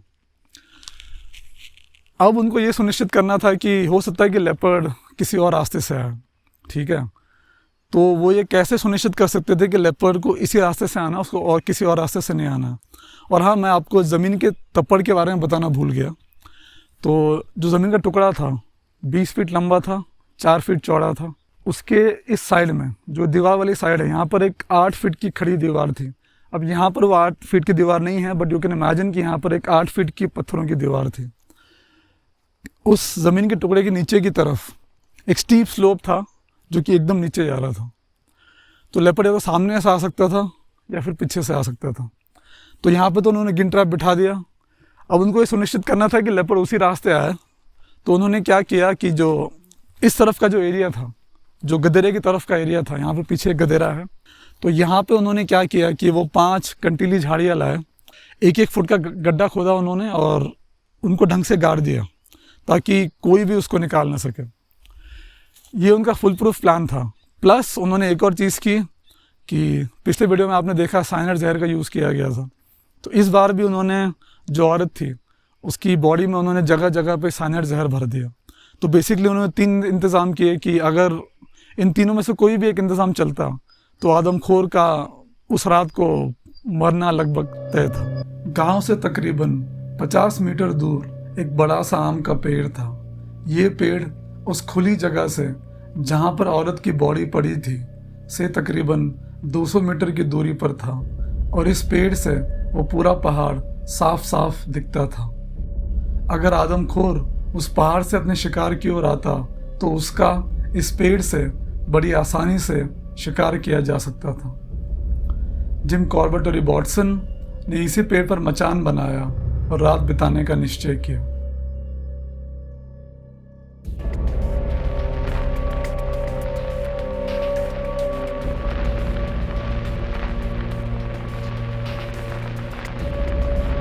जिम कॉर्बेट लिखते हैं कि जब शाम हुई तो 45 मिनट तक उन्होंने और रॉबर्टसन ने बहुत बारीकी से उस पूरे पहाड़ का निरीक्षण किया, लेकिन उन्हें वहाँ कोई भी हरकत नहीं दिखाई दी। जैसे ही अंधेरा हुआ तो हल्की हल्की बारिश होने लगी और जिम कॉर्बेट के मन में दो शंकाएं उठी। पहली तो ये कि बारिश की वजह से जो फिशिंग रील का धागा था वो थोड़ा सा कॉन्ट्रैक्ट होगा या फिर सिकुड़ जाएगा और राइफल फायर कर जाएगी। और दूसरी यह कि जो गिन ट्रैप उन्होंने लगाया था वो कहीं बारिश के पानी के भार से ट्रिगर ना हो जाए। रात के 7:45 के तकरीबन रॉबर्टसन ने जिम कॉर्बेट को समय पूछा। जिम कॉर्बेट समय देख ही रहे थे कि अचानक पूरा जंगल आदमखोर की बहुत ही तेज आवाज से गूंज उठा। रुद्रप्रयाग का सुप्रसिद्ध आदमखोर तेंदुआ आखिरकार फंदे में फंस चुका था। जिम कॉर्बेट और रॉबर्टसन बड़ी ही तेजी से उस आम के पेड़ से नीचे उतरे और भागते भागते उस खुले मैदान की तरफ भागे। उन्हें पूरा यकीन था कि कुछ ही देर में रुद्रप्रयाग के आदमखोर का अंत सुनिश्चित है। वहां पहुंचने पर पेट्रोमैक्स की रोशनी में उन्होंने देखा कि जहां पर गिन ट्रैप लगाया गया था वो जगह खाली थी। उनका यकीन और पक्का हो गया क्योंकि वो फंदा 40 किलो का था और उस फंदे में फंसने के बाद किसी का भी बच निकलना नामुमकिन था। वे पेट्रोमैक्स की रोशनी में गिन ट्रैप को ढूंढने लगे और उन्होंने देखा कि नीचे की ढलान पर वो गिन ट्रैप खाली पड़ा हुआ था। जिम कॉर्बेट लिखते हैं कि उस क्षण उनकी निराशा और हताशा बयां करने का कोई शब्द उनके पास नहीं था और वे दोनों बिल्कुल खामोशी से दोबारा उस आम के पेड़ पे रात बिताने के लिए चले गए। अगली सुबह जिम कॉर्बेट ने दोबारा उस जगह का निरीक्षण किया और रात का पूरा घटनाक्रम उनकी समझ में आ गया, जो कि इस प्रकार था। तो जिम कॉर्बेट अपनी किताब में लिखते हैं कि कैसे वो आदमखोर आया, उसने शिकार को खाया और ऐसा फंदा जिसमें एक चूहे के अलावा कोई भी फंस सकता था, वो उसे कैसे बच गया। जिम कॉर्बेट ने उसका बहुत ही एक एक्सप्लेनेशन दिया। जिम कॉर्बेट लिखते हैं वो उसी रास्ते आया जिस रास्ते उन्होंने सोचा था, उस खुले मैदान के रास्ते, लेकिन चूंकि एरिया खुला था तो वो सीधे अपने शिकार पे नहीं आया।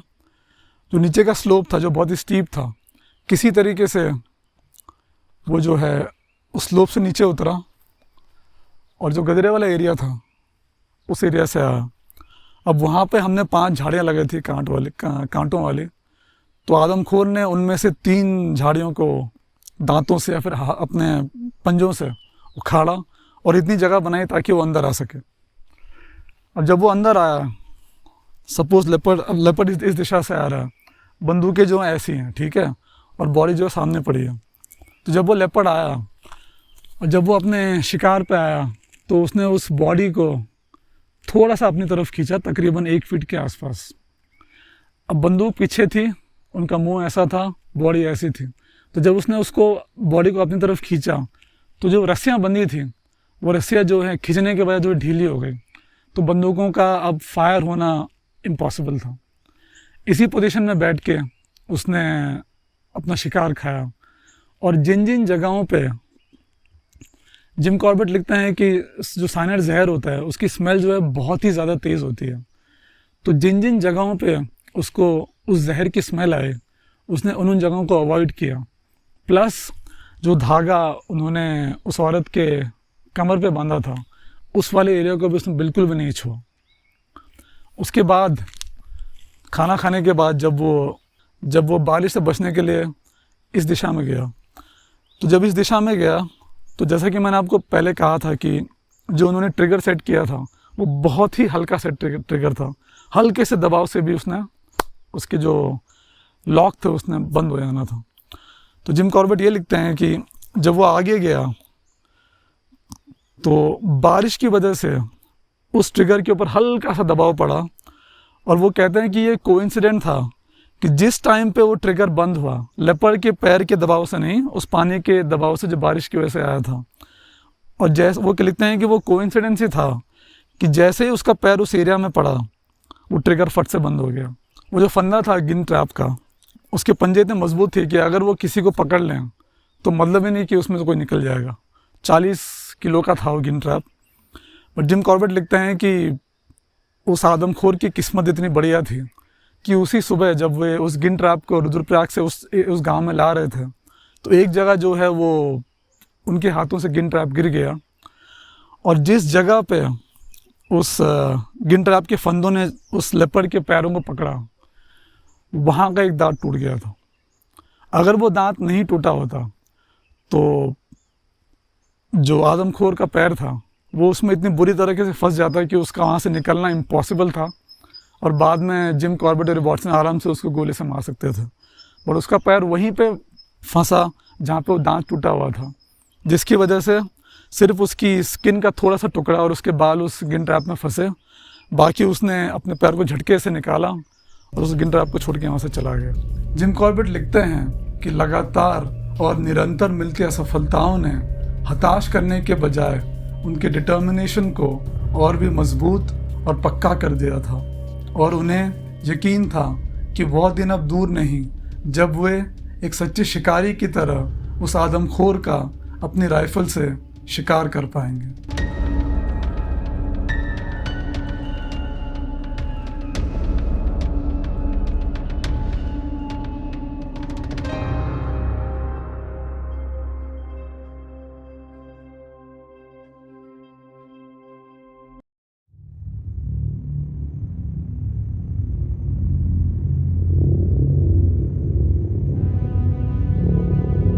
नमस्कार दोस्तों, गुड मॉर्निंग फ्रेंड्स। तो जो अगला वीडियो है जिम कॉर्बेट सीरीज़ का, इसमें फिर से आपका स्वागत है। आज की वीडियो में मैं आपसे 2 ऐसे इंसिडेंट शेयर करूंगा जो इस कहानी में बहुत ही ज़्यादा इम्पोर्टेंट हैं, और ये दिखाता है कि जिम कॉर्बेट ने किस तरीके के एफ़र्ट किए और किस तरीके से अपनी जान को जोखिम में डाला इस आदमखोर को मारने के लिए। तो 2 इंसिडेंट्स हैं, दोनों बहुत इंटरेस्टिंग हैं।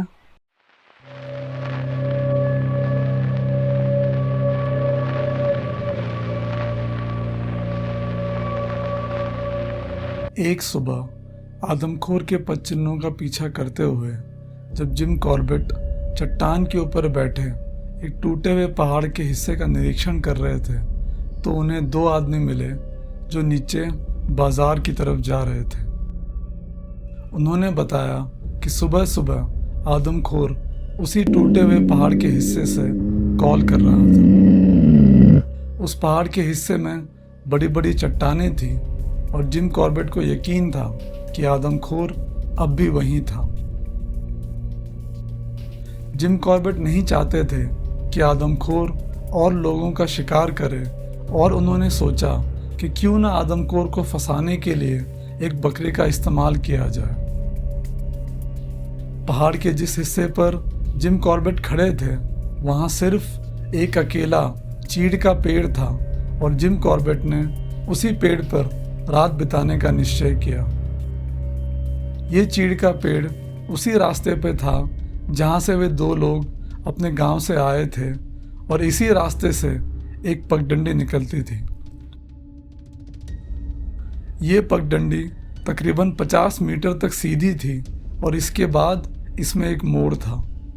इस मोड़ के बाद ये पगडंडी पीछे और नीचे उसी टूटे हुए पहाड़ के हिस्से से गुजर रही थी जहां आदमखोर के होने का जिम कॉर्बेट को यकीन था। चीड़ के पेड़ से इस पगडंडी का सिर्फ 50 मीटर का हिस्सा ही दिखता था।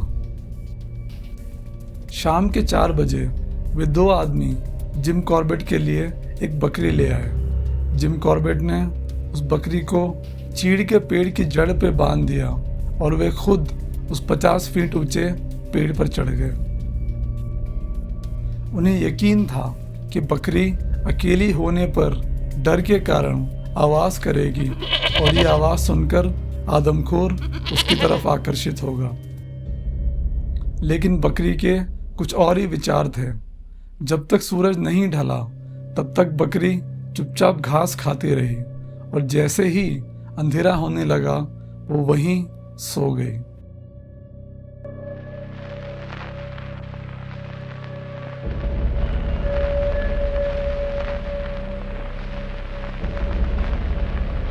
जिम कॉर्बेट लिखते हैं कि इंसान के वोकल कॉर्ड्स काफ़ी लचीले होते हैं और प्रैक्टिस से इंसान कई प्रकार की आवाज़ें निकाल सकता है। जिम कॉर्बेट ने अपना सारा जीवन जंगल में ही बिताया था और वे जंगल की एक एक आवाज़ को बड़े अच्छे तरीके से पहचानते थे। मीटिंग का मौसम अभी ख़त्म नहीं हुआ था और जिम कॉर्बेट ने निश्चय किया कि वह खुद उस आदमखोर को एक मादा की कॉल करके अपने पास बुलाने का प्रयत्न करेंगे। अब तक पूरी तरह अंधेरा हो चुका था। जिम कॉर्बेट ने कॉल किया और तुरंत ही 400 मीटर नीचे से आदमखोर का जवाब भी आ गया। 5 मिनट के बाद उस आदमखोर ने दोबारा कॉल किया और इस बार उसकी कॉल 200 मीटर दूर उसी रास्ते से आई जो उस मोड़ से पीछे और नीचे जाता था। जिम कॉर्बेट ने दिशा का अंदाज़ा देने के लिए उस कॉल का जवाब दिया और वे इंतज़ार करने लगे। 3 से 4 मिनट के बाद आदमखोर ने फिर कॉल किया। अब वो उस मोड़ से सिर्फ 50 मीटर पीछे था। आदमखोर उसी पेड़ की तरफ आ रहा था जिस पर जिम कॉर्बेट उसके इंतज़ार में बैठे थे। बस कुछ मिनट और। जब आदमखोर उस मोड़ से सिर्फ 10 मीटर पीछे था उसने एक और आवाज़ लगाई और आप उस आदमखोर की किस्मत तो देखिए। इस बार उसकी कॉल का जवाब पहाड़ के काफ़ी ऊपर घने वन से एक असली मादा तेंदुए ने दिया। अगर वो आदमखोर सिर्फ 10 मीटर और आगे आता तो उसका अंत निश्चित था, लेकिन ऐसा हुआ नहीं और उस मादा की खोज में वो आदमखोर पहाड़ के ऊपर उस घने वन की तरफ चला गया।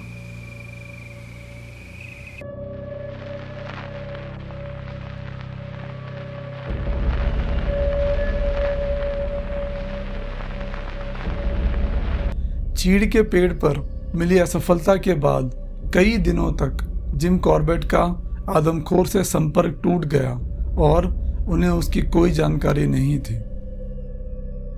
एक दिन उन्हें बताया गया कि यात्रा मार्ग से 7 मील ऊपर एक गांव में तेंदुए ने एक गाय मार दी थी और लोगों को ये शक था कि वह गाय आदमखोर ने मारी थी, क्योंकि पिछली रात आदमखोर ने उसी गांव के एक घर में घुसने की नाकामयाब कोशिश की थी। गांव के कुछ लोगों के साथ जिम कॉर्बेट उस गधेरे में गए जहां वो गाय मरी पड़ी थी। गधेरे के एक तरफ बड़ी बड़ी चट्टानें और घनी झाड़ियां थी और दूसरी तरफ कुछ छोटे छोटे पेड़। इनमें से एक भी पेड़ बैठने लायक नहीं था और जिम कॉर्बेट ने उस गाय से 30 मीटर दूर एक चट्टान के नीचे जमीन पर बैठने का निश्चय किया।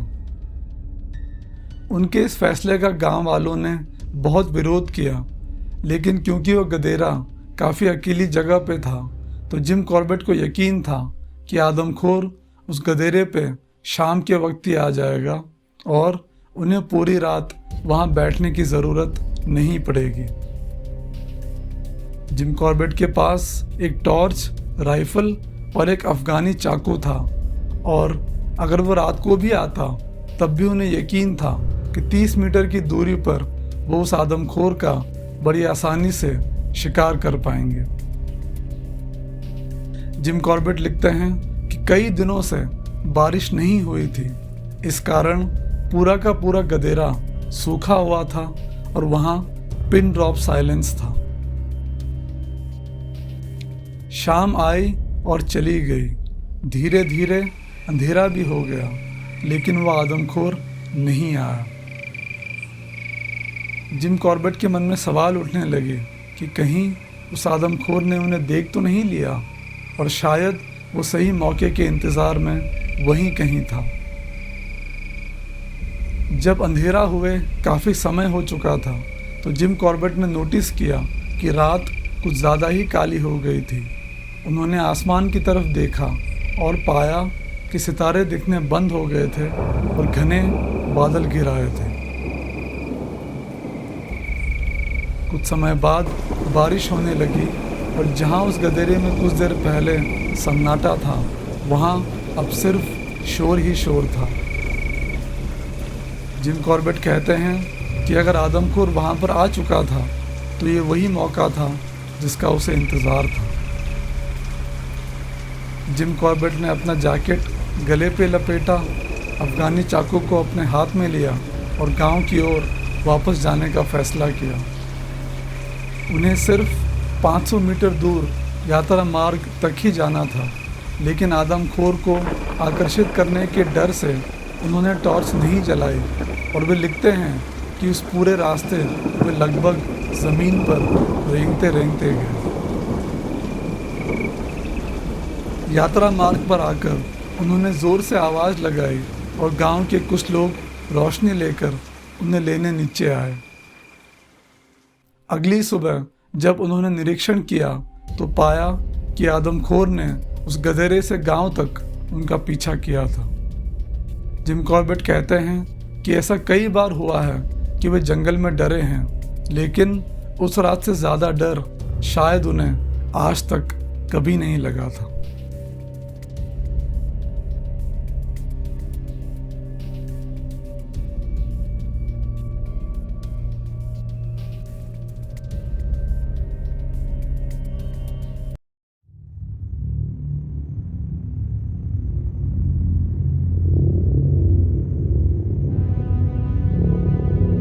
नमस्कार दोस्तों, गुड मॉर्निंग फ्रेंड्स।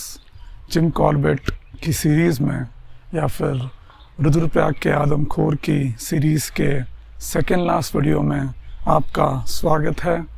आज का वीडियो थोड़ा सा छोटा है, लेकिन ये एक बहुत ही इम्पोर्टेंट इवेंट है इस पूरी कहानी में, क्योंकि ये वो दिन था जब रुद्रप्रयाग के आदमखोर ने अपना आखिरी इंसानी शिकार किया था 14 अप्रैल सन 1926 में। ऑल्सो इस वीडियो के अंत में जो आदमखोर था उसे एक बहुत ही इम्पॉर्टेंट लेसन सीखने को मिला था, ऐसा कह सकते हैं आप।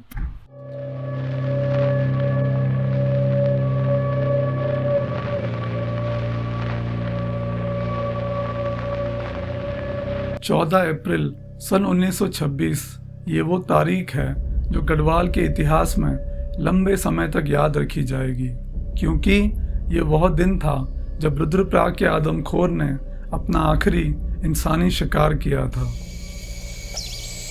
रुद्रप्रयाग से तकरीबन 18 मील दूर बांसवाड़ा नाम के गांव में इस शाम एक विधवा अपने 2 बच्चों, एक 9 साल की लड़की और 12 साल के लड़के के साथ जंगल के एक धारे से पानी भरकर ला रही थी।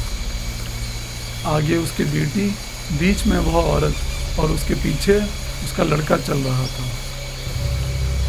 जब वे अपने घर के बरामदे की सीढ़ियों पर चढ़ रहे थे तो उस विधवा ने अपने पीछे भरा हुआ पानी का बर्तन गिरने की आवाज़ सुनी। अपने लड़के को डांटते हुए वह औरत पीछे मुड़ी तो उसने देखा कि पानी की गागर ज़मीन पर गिरी हुई थी और उसका लड़का कहीं भी दिखाई नहीं दे रहा था। उस गांव के 10 मील के रेडियस में आदमखोर आज तक नहीं आया था। इसी कारण उस औरत को लगा कि डांट के डर से लड़का कहीं छुप गया है और वह उसे ढूंढने लगी। शोर सुनकर पड़ोसी भी बाहर आ गए और तब किसी ने जमीन पर खून के कुछ छींटे देखे। जिम कॉर्बेट जब इस गांव में पहुंचे तो उन्होंने पाया कि आदमखोर को पड़ोस के एक छोटे बच्चे ने एक कमरे में देख तो लिया था, लेकिन उसे शायद वह बिल्ली लगी और उसने इस बारे में किसी से कुछ भी नहीं कहा। निशानों का पीछा करते हुए जिम कॉर्बेट ने पाया कि आदमखोर एक 8 फीट ऊंची दीवार कूदते हुए एक रतालू के खेत में पहुंचा।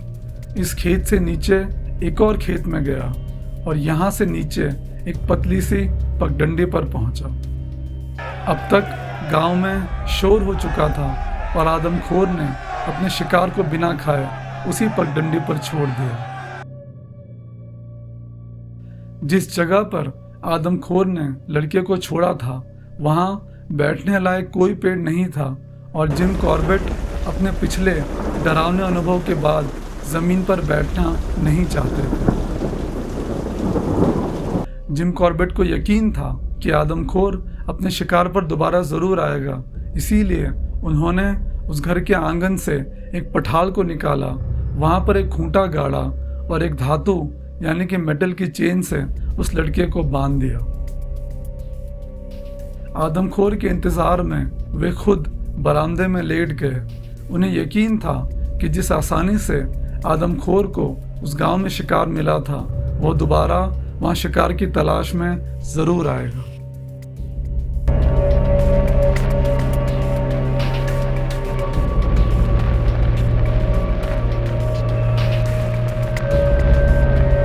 जिम कॉर्बेट लिखते हैं कि शाम होते होते काफ़ी घने काले बादल घिर आए थे और 8 बजे के तकरीबन जोर की गड़गड़ाहट के साथ बहुत तेज़ आंधी चली और बारिश होने लगी।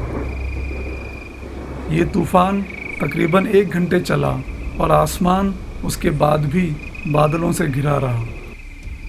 आदमखोर के आने का अब समय हो चुका था और थोड़ी ही देर बाद जिम कॉर्बेट ने आदमखोर की आवाज़ सुनी। ये आवाज़ पहले तो हल्की और फिर तीव्रतर होती चली गई। आदमखोर आ तो चुका था लेकिन ये उसका क्षेत्र नहीं था और यहाँ उसका सामना एक प्रतिद्वंदी तेंदुए से हो रहा था। जिम कॉर्बेट लिखते हैं कि पहली लड़ाई तकरीबन 5 मिनट तक चली।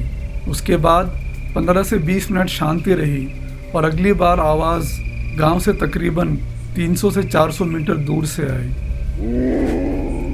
प्रतिद्वंदी तेंदुआ आदमखोर को अपने क्षेत्र से भगाने में कामयाब हो रहा था और जिम कॉर्बेट सोच रहे थे कि शायद इस आदमखोर की मौत किसी बंदूक की गोली से नहीं बल्कि इसी तेंदुए के हाथों लिखी थी।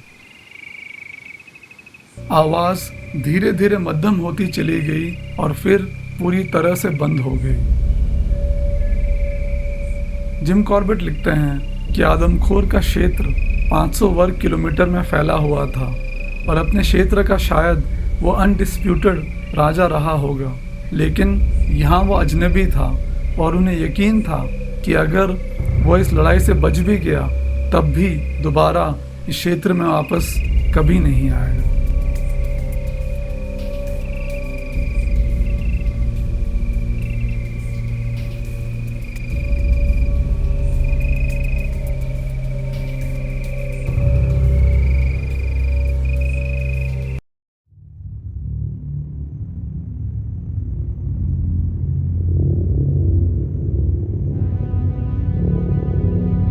नमस्कार दोस्तों, गुड मॉर्निंग फ्रेंड्स। तो रुद्रप्रयाग के आदमखोर की सीरीज़ के आखिरी वीडियो में आपका स्वागत है और इस वीडियो के एंड में मैं आपको उस जगह ले चलूँगा जहाँ पे जिम कॉर्बेट ने आज से अप्रॉक्सीमेटली 97-98 ईयर्स पहले उस मैन ईटिंग लेपर्ड को शूट किया था, उसका शिकार किया था। तो at the end of this video I take you there, तो वहाँ तक आप ज़रूर बने रहिए। बहुत ही इंटरेस्टिंग कहानी है उनकी लास्ट शूट की। रुद्रप्रयाग घाटी के लोग पिछले 8 सालों से आदमखोर के भयानक डर में जी रहे थे। किसी ने अपना बेटा खोया था, किसी ने अपनी माँ, किसी ने अपनी पत्नी तो किसी ने अपने पिता। लेकिन जिम कॉर्बेट जब भी आदमखोर को मारने में असफल होकर निराश लौटते तो जिस भी गांव से वो गुजरते, गांव के लोग उन्हें यही कहते कि उस शैतान का समय शायद अभी आया नहीं है। जिस दिन वो समय आएगा उसकी मृत्यु निश्चित है। हो सकता है वो समय आज हो, कल हो या परसों। गांव वालों के इन शब्दों को सुनकर जिम कॉर्बेट को बड़ी हिम्मत मिलती और उनका निश्चय उतना ही दृढ़ होता चला जाता। जिम कॉर्बेट की एक पंडित से काफी अच्छी जान पहचान थी। इस पंडित का घर गुलाबराय में यात्रा पथ से कुछ 50 मीटर ऊपर की ओर था और केदारनाथ और बद्रीनाथ के यात्री अक्सर यहाँ रात बिताते थे। बांसवाड़ा से आने के बाद जिम कॉर्बेट ने अगली 3 रातें इसी पंडित के घर के बाहर आदमखोर के इंतजार में गुजारी, लेकिन आदमखोर उस रास्ते नहीं आया। चौथे दिन इबॉट्सन पौड़ी से रुद्रप्रयाग आए और लंबी बातचीत के बाद जिम कॉर्बेट ने इबॉट्सन को बताया कि आदमखोर की आदत थी कि 5 दिनों में कम से कम एक बार वह रुद्रप्रयाग और गुलाबराय के यात्रा पथ पर जरूर आता। पंडित के घर से 50 मीटर नीचे और यात्रा मार्ग के ठीक ऊपर एक आम का पेड़ था। इसी पेड़ पर अगली 10 रातों तक जिम कॉर्बेट ने बैठने का निश्चय किया। जिम कॉर्बेट को किसी काम से 3 महीने पहले ही अफ्रीका जाना था, लेकिन आदमखोर को मारने के लिए उन्होंने उस यात्रा को स्थगित कर रखा था। वह यात्रा अब वे और डिले नहीं कर सकते थे और उन्होंने फैसला लिया कि अगली 10 रातों में अगर वे उस आदमखोर का शिकार नहीं कर पाए तो वे वापस चले जाएंगे ताकि कोई और शिकारी उस आदमखोर को मार सके। उन्होंने उस आम के पेड़ पर एक मचान बनाया और यात्रा पथ के ठीक बीच में खूंटे पर एक बकरे को बांध दिया। क्योंकि गुलाबराय घाटी में है तो चंद्रमा की रोशनी बहुत देर से आती थी, इसीलिए उन्होंने उस बकरी के गले में एक घंटी बांधी ताकि अगर आदमखोर अंधेरे में आए तो वे उस घंटी की आवाज सुनकर उसका शिकार कर पाएंगे। जिम कॉर्बेट लिखते हैं कि अगली 10 रातों तक वे शाम ढलते ढलते उस पेड़ पर चढ़ जाते और सुबह उजाला होने के बाद बकरी के साथ अपने बंगले पर लौट जाते। पहली रात उन्होंने मार्ग के ऊपर के जंगल में एक काकड़ की आवाज़ सुनी और उसके बाद अगली 9 रातें खामोश रहीं। 10वें दिन जब वे वापस अपने बंगले पर आए, पुनः इबॉट्सन के साथ लंबी बातचीत के बाद उन्होंने फैसला लिया कि वे एक आखिरी रात उस पेड़ पर बिताएंगे और अगर इस रात आदमखोर नहीं आया तो वे अपने घर की ओर प्रस्थान कर जाएंगे। 11वीं शाम जब जिम कॉर्बेट उस मचान पर चढ़े तो कुछ देर बाद वह पंडित उस पेड़ के नीचे से गुजरा और घबराए हुए स्वर में उन्हें बताया कि 150 यात्री आज रात उसके घर के बगल के यात्री निवास में रुके हुए हैं। ये यात्री निवास पंडित का ही था और पिछले 8 सालों में आदमखोर इसी यात्री निवास से एक महिला को उठा चुका था और खुद पंडित भी आदमखोर के हमले से 5 साल पहले बाल बाल ही बचा था। उस आम के पेड़ से तकरीबन 100 मीटर दूर खेत में एक चरवाहा अपनी भेड़ों, बकरियों और 2 खूंखार कुत्तों के साथ उस रात रुका हुआ था। रात के 9 बजे के आसपास एक यात्री लालटेन लेकर बाहर निकला, यात्रा मार्ग के पार गया और 1 या 2 मिनट बाद पुनः अपने निवास पर पहुंचकर लालटेन बुझा दी। जैसे ही उसने लालटेन बुझाई, उस चरवाहे के दोनों कुत्ते बड़े ही जोर से यात्री निवास की ओर भौंकने लगे। तेंदुआ आ चुका था। कुछ देर बाद कुत्ते उस आम के पेड़ की ओर भौंकने लगे और फिर चुप हो गए। जिम कॉर्बेट ये भी लिखते हैं कि उन्हें मालूम पड़ गया था कि तेंदुए ने उस सोते हुई बकरी को देख लिया था और वह उस आम के पेड़ के नीचे से उस बकरी को चुपचाप देख रहा था। जैसे कि मैंने आपको पहले बताया कि गुलाबराय घाटी में चंद्रमा की रोशनी काफ़ी देर से आती थी। इसी बात का ध्यान रखते हुए जिम कॉर्बेट ने अपनी राइफल पर एक टॉर्च लगा रखी थी और उनकी बंदूक का निशाना उस बकरी की ओर ही था। कुछ देर तक शांति रही और फिर जिम कॉर्बेट ने पेड़ के नीचे से तेंदुए को बकरी की तरफ तेजी से जाते हुए सुना। बकरी के घंटी की बड़ी तीव्र आवाज़ हुई और जिम कॉर्बेट ने उसी क्षण टॉर्च को ऑन किया।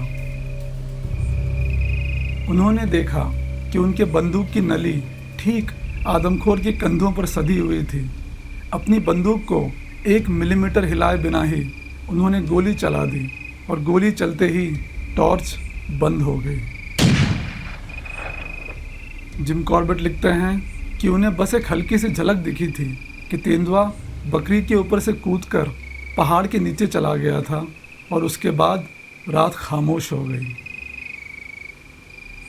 उस समय रात के 10 बजे थे और क्योंकि चंद्रमा अगले कई घंटों तक घाटी में नहीं आने वाला था तो जिम कॉर्बेट चुपचाप उस मचान पर लेट गए, किसी आवाज़ की प्रतीक्षा में जो बताए कि तेंदुआ कहाँ है।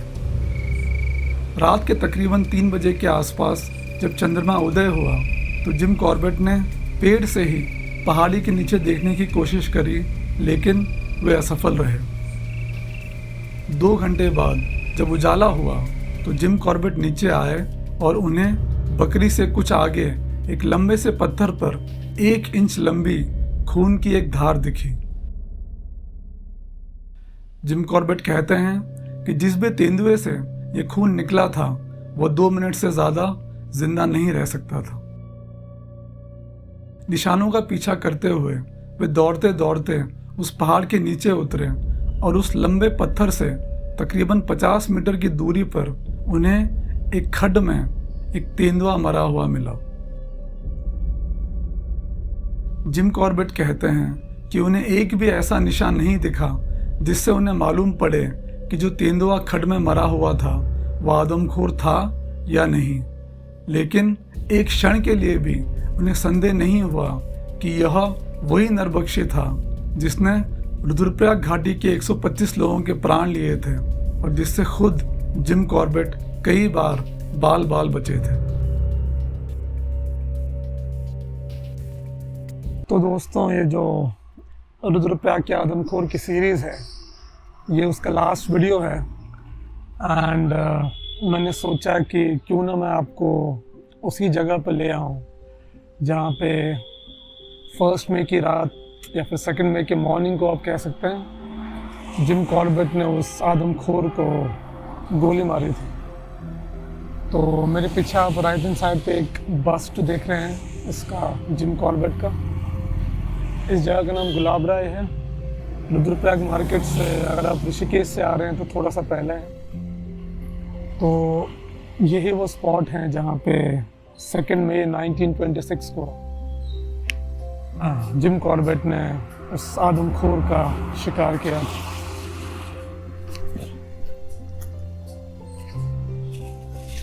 ये है वो bust. You can see this is the bust Jim Corbett का है और आप देख सकते हैं इस पर लिखा हुआ है on this very spot was killed the man-eating leopard of Rudraprayag by Jim Corbett on 2nd of May 1926। लेकिन मैं आपको एक बहुत ही इंटरेस्टिंग बात बताता हूँ। ये वो वाली एग्जैक्ट जगह नहीं है जो एग्जैक्ट स्पॉट है। तो आप ये बिल्डिंग देख रहे होंगे, ये बिल्डिंग फॉरेस्ट वालों ने बनाई है। तो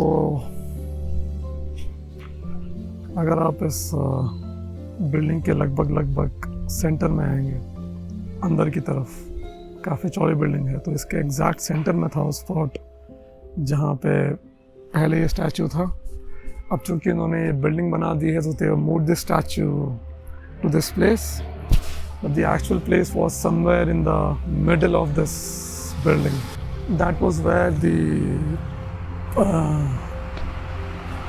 man-eating leopard was shot by Jim Corbett। और आप मानोगे नहीं लेकिन जो आम का पेड़ था जिस आम के पेड़ पे बैठ के जिम कॉर्बेट ने उस आदमखोर को शूट किया था, यू वोंट बिलीव वो आम का पेड़ अब भी है और अब काफ़ी बड़ा हो गया है। तो दैट पेड़ मस्ट बी एटलीस्ट 110 से 115 साल पुराना, उससे ज़्यादा ही होगा, बट उससे पुराना है।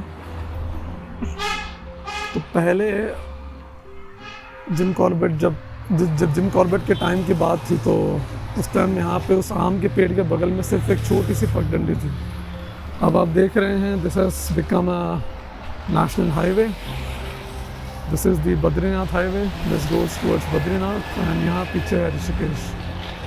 तो उस टाइम पे यहाँ पे सिर्फ पगडंडी हुआ करती थी और उन्होंने एक पंडित का जिक्र किया है अपने स्टोरी में। तो वो कहते हैं कि पंडित का जो घर था वो इसी पगडंडी से, जो पहले पगडंडी थी यहाँ पे, इससे तकरीबन 100 मीटर दूर था, ऊपर की तरफ के सामने आता हूँ।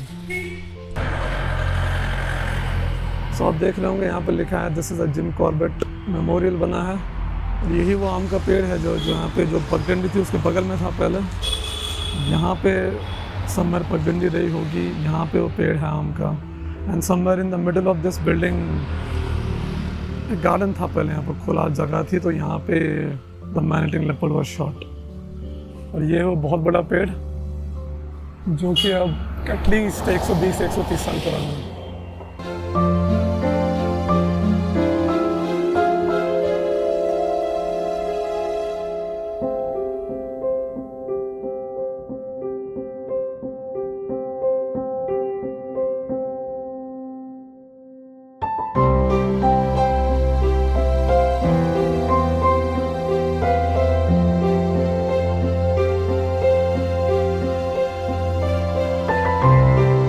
तो मुझे लगा कि ये बेस्ट स्पॉट है इस पूरी सीरीज़ को ख़त्म करने का। जो ये पूरी की पूरी सीरीज़ रही है रुद्रप्रयाग के आदमखोर वाली, उसमें मुझे आप लोगों का बहुत ज़्यादा प्यार मिला है एंड फ्रैंकली मैंने उसको बहुत एंजॉय किया। उसको बनाते हुए मैंने ऐसे एंजॉय किया, उसको रिक्रिएट करने में मुझे बहुत मज़ा आया। तो इंसिडेंट्स अपने आप में हुए थे 100 साल पहले, वो तो बहुत ही अनफॉर्चुनेट थे, बट जब मैं उसको क्रिएट कर रहा था तो इट वाज लाइक मैं 100 साल पहले पास में जा रहा था। I was reliving those moments जो जिम कॉर्बेट ने उस समय जिए होंगे।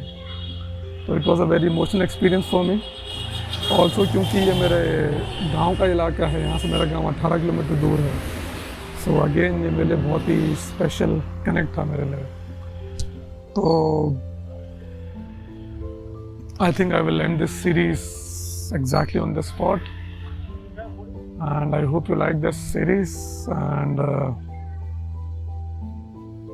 Thank you so much for watching and thank you so much जो आपने मुझे इतना सारा प्यार दिया इस सीरीज के लिए। सो अगेन द स्पॉट जो कि अब थोड़ा मूव कर दिया इन्होंने, बट एरिया यही है जहाँ पे जिम कॉर्बेट ने उस आदमखोर को 2 मई 1926 को, जिसने 125 लोगों का शिकार किया था अपने खाने के लिए, को गोली मारी थी। तो उम्मीद करता हूँ जो ये 9 वीडियो की सीरीज़ है, अगर आपने इतनी लंबी सीरीज़ को देखकर अगर आप इस वीडियो के अंत तक आए हैं तो उम्मीद करता हूँ कि आपको ये सीरीज़ जो है डेफिनेटली पसंद आई होगी। जिम कॉर्बेट ने अपने जीवन काल में और कई सारे आदमखोर लेपर्ड्स और टाइगर्स का शिकार किया, कुमाऊं रीजन में मोस्टली। उनकी भी कहानियाँ हैं, उनकी भी किताबें हैं। तो मैं बहुत ज़्यादा इच्छुक हूँ, बहुत ज़्यादा कीन हूँ उस सीरीज़ को भी आपके सामने प्रेजेंट करने के लिए। And I will definitely do that. I will go to Kumaon and इसमें मैंने मोस्टली AI का यूज़ किया, बट होपफुली जो कुमाऊं वाली सीरीज़ होगी उसमें मैं कोशिश करूँगा। I can not promise because 100 साल में तो लैंडस्केप बहुत ज़्यादा चेंज हो गया है, गांव में सड़कें पहुंच गई होंगी और जिन गाँवों के बारे में जिम कॉर्बेट ने लिखा है हो सकता है वो गाँव अब एग्जिस्ट भी ना करें।